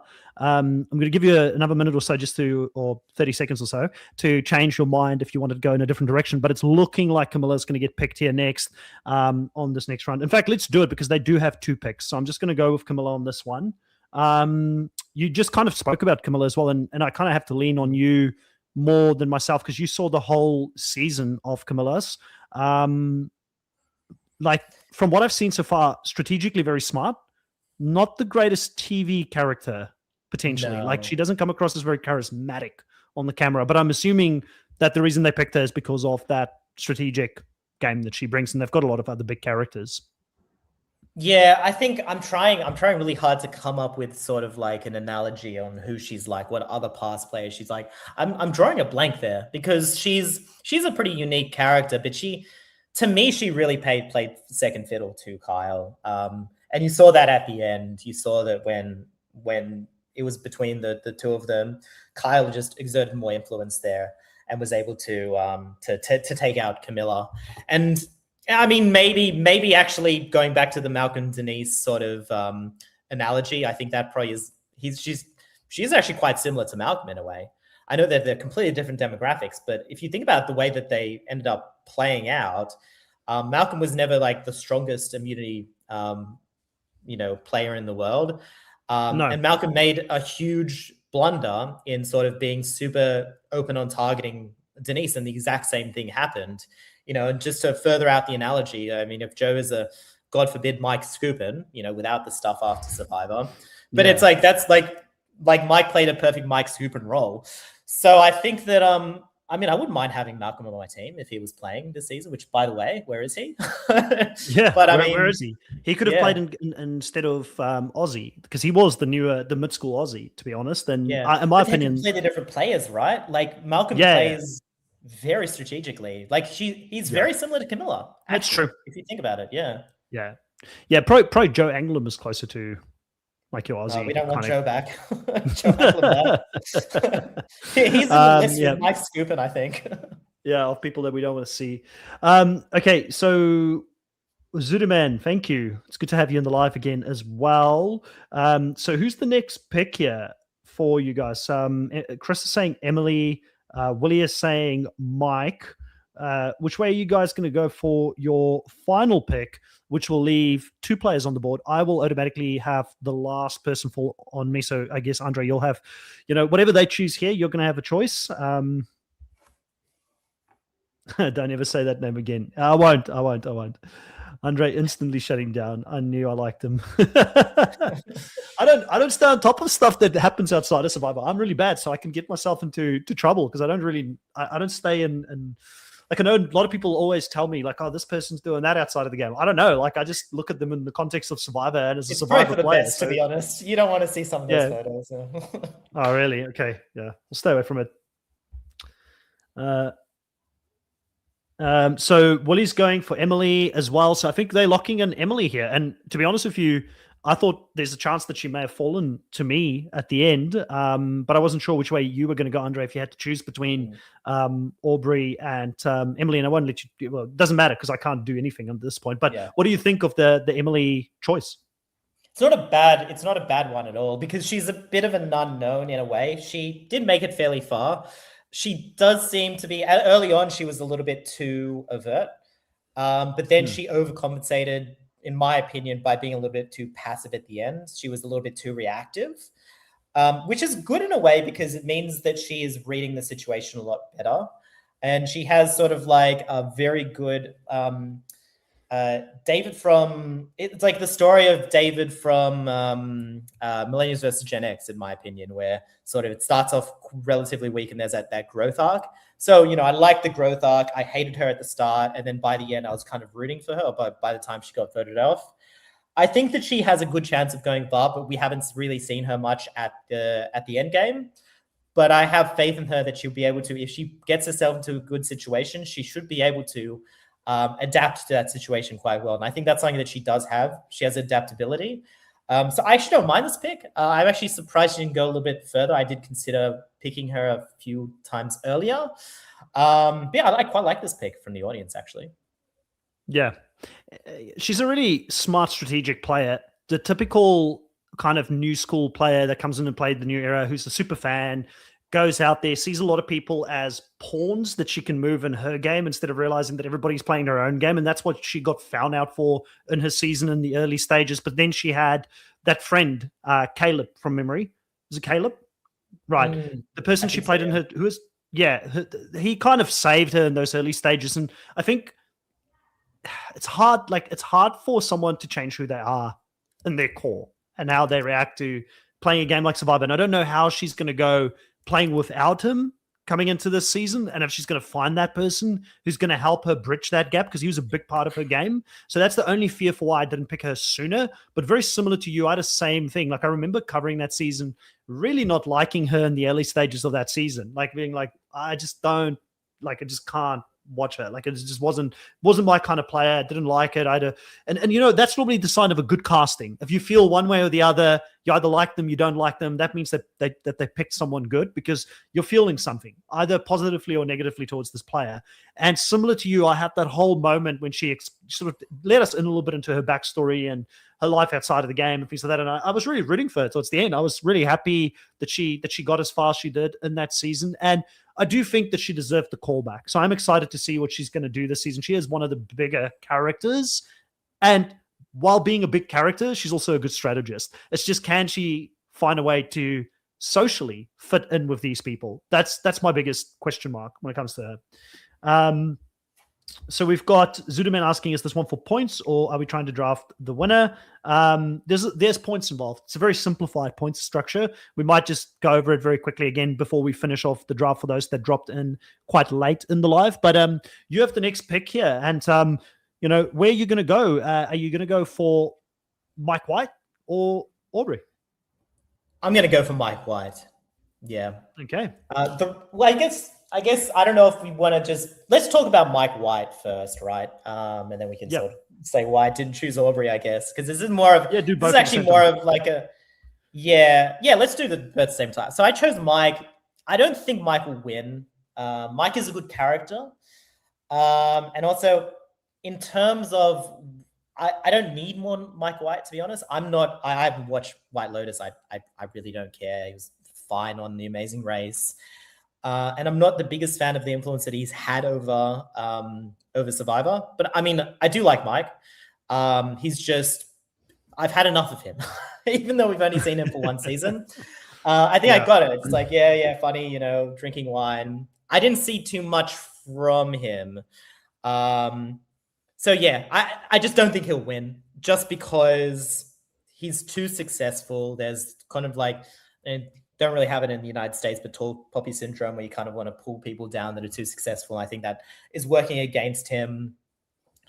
But apart from that, this is more of like, I'd probably choose Mike over Aubrey. And I guess we can go sort of. And before you get into Aubrey, I do think that I agree with you on a lot of the things. Obviously, he's close friends with Jeff. He's had a lot of influence in the direction that the game has gone in. And we don't necessarily like some of that influence that some of Jeff's celebrity friends have had. And we've got more and more of them coming in now to come and co-host the show or make appearances and things like that, which we don't like the goofy nature of where the show is heading in, right? But I do think taking all of that out of the equation, I do think you're undervaluing a little bit his strategic game of that season. I think he was strategically pretty on the money throughout that season. I don't think he's a bad strategist of Survivor. I mean, Nick beat him though, to be honest. Nick did beat him and deservedly so. But I also think that there was an element of people looking at him and saying, well, he doesn't need the money as much as Nick could do more with that money. So I do think that he was never really going to win that final against Nick, just based on that alone. Well, he was free-rolling, right? And he was to lose. Exactly. And he was also, he gave up. And I remember in that final tribal council, him pretty much not fighting for it. Like his heart wasn't in it to beat Nick at the end. And I think that kind of, like there was a world where Mike White could have won if he owned his game. He talked about the strategic moves he made. There was just, and again, it's an edited show, right? So we don't know if he actually did that. And because he didn't win, they just showed us Nick's great pitch at the end and why he should be a worthy winner. But I do think there's a world where Mike White could have won. I don't know if he's going to win this game. I don't think so. And I'm not, like, again, I think he's a good strategist. I just don't know, like, we got him instead of Rob C. That blows my mind. That blows my mind. And that is just, I think it's the biggest loss of the season is not having Rob come back, because Rob has always said he wasn't going to go play again. He was open to coming back for season 50 because of how big of a season it was. And more so than what Rob did in Amazon, which he was one of the early great sort of strategists of the show. I know he came back in All-Stars. He had absolutely no chance to win All-Stars. But the fact that they snubbed him for this season after how much he's done for the Survivor community, I mean, the reason you and I are doing podcasts is because of him, right? And he kind of keeps a lot of the super fandom just ticking along outside of the game. Like, he deserved a callback for 50. So I look at it and I'm like, that's Rob's spot. We didn't need to see Mike White come and play the game again. So I'm similar to you. I'm not high on him coming back and playing the game. He's snarky, could be funny. He's a decent strategist, but again, like, every time I'm looking at him, I'm looking at, he took Rob's spot. And that's my take on it.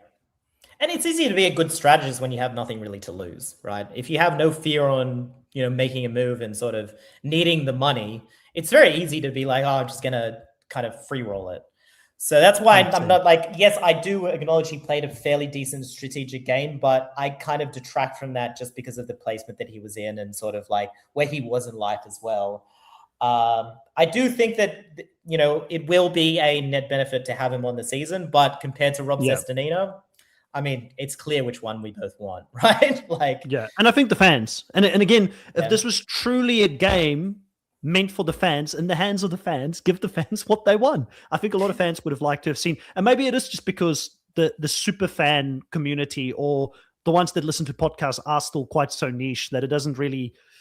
But again, I don't think Mike's got any real name recognition in the Survivor. Like, people don't remember Mike from Survivor, right? So I don't think him coming back will bring people back to watch Survivor at all. It was good enough for the traders. Like, Rob C was on the traders. Like, he could have done this.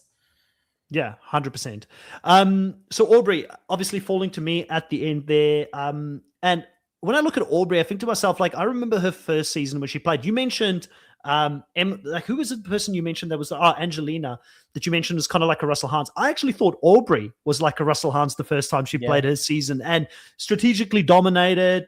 In my mind, I know a lot of people up until this day will probably stand for Michelle Fitzgerald and say, yeah, clearly the better winner out of those two. But because the person who wins is always supposed to be the best, I think Aubrey was a better player than her that season. I thought that was a season where she could have won or should have won, but the jury just didn't see it that way. And I remember there being some hurt feelings around Aubrey and things like that. But she is one of those players that her legacy has just gone down and down every single time she's come back. Like, her best game was her first game. And for that point, like, it'll be good, similar to like a Colby or some of the others to come back, and maybe even an Aussie who didn't have a last good showing. Just come, and Stephanie, there's a trend in my team. Now I look at it as the redemption arc team.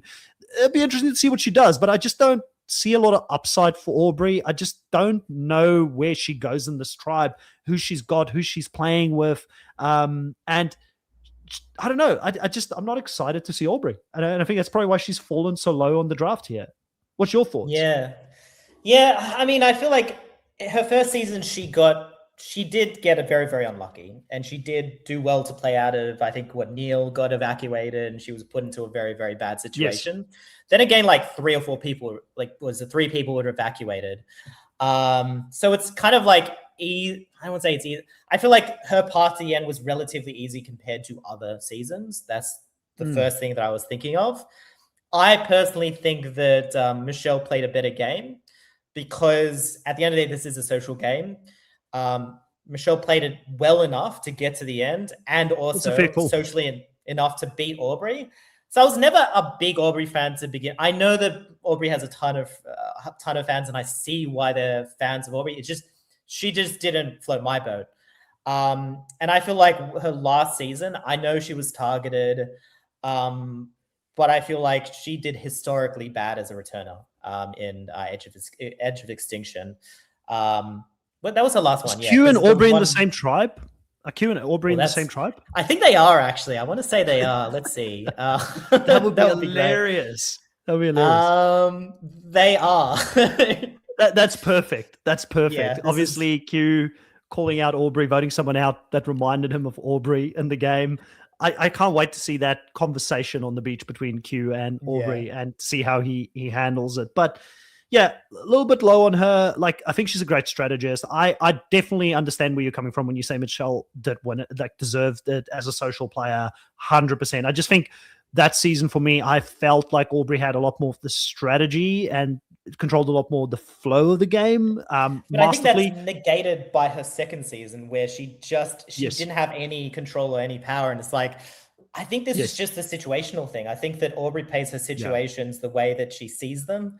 And her being in control was just out of necessity at that stage. And her not being in control was out of necessity at that stage. So I feel like she goes sort of with the path of least resistance there.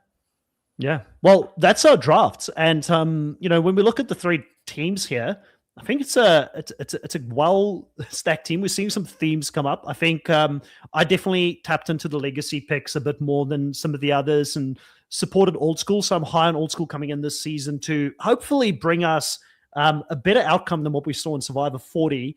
Andre, you had a few really, really strategic players here. You've got good social game players. I think out of the teams, it's like, who's got the most balanced team? I would almost feel like you've got the more balanced team. You've got a little bit of each, strategic, a little bit of social. The community is the thing is, I chose Q early, so your mileage may vary. Agent of Chaos. Yeah, but it was a good pick because I probably would have gone Q early-ish somewhere just because I like the characters. So I feel like you reacted to probably knowing that, like, there's no way like I would have let Q go completely because I wouldn't have known if he would come back to me. But yeah, overall, I don't know. Like, it's very tough. Normally, I would ask the audience who's got the best team, but I feel like the audience would say they have the best team because they were part of this draft. And I think that's going to make it interesting every week as we come back to talk about the episode, to look through the points, which, to remind people that are logging in late, we've got a very simplified point structure here this season. Survive an episode, you get a point. Win immunity, you get 3 points. Find or play an advantage, you get 3 points. If you get voted out, -5 points. If you win the game, 10 bonus points if you go to the final tribal council, 30 points if you win. And then we've also got some optional fun chaos add-ons. So 2 points if you say something iconic, 2 points if you get caught lying, 2 points make a big move and the group agrees live that it was a big move, and then -2 if you have a meltdown. So Aubrey, not looking good, could have that meltdown. Yeah. Q. Emily, like there's a few people. Q could have that meltdown. A lot of messiness here. But overall, that's the draft, and I had a lot of fun doing this. This is kind of this specific live was just to get rid of the cobwebs, get back out here, talk through the season. That's coming up, season 50. It's a milestone season, 25 years of the show. I had to come back, Andre. I had to come and talk about this. I'm very grateful that you've agreed to do this with me for the season as well. And I think we're going to have a lot of fun with the audience this season. And we're going to try and keep it as close as we can to this same time slot every single week when we do the recap. So next week we'll be back at the same time. If anything changes, we will give you guys enough heads up time to know that it's going to be a change. Sometimes if our schedule doesn't permit, we might have to do a pre-record session here or there, but we're going to try and be live as much as we can. Andre, any final thoughts from you before we get into the season? Anything you wanted to talk about prior to getting into the season? Yeah, no, I'm really excited about the season. I think we've caught on to everything, and let's just hope that Jeff doesn't ruin it. Let's be honest.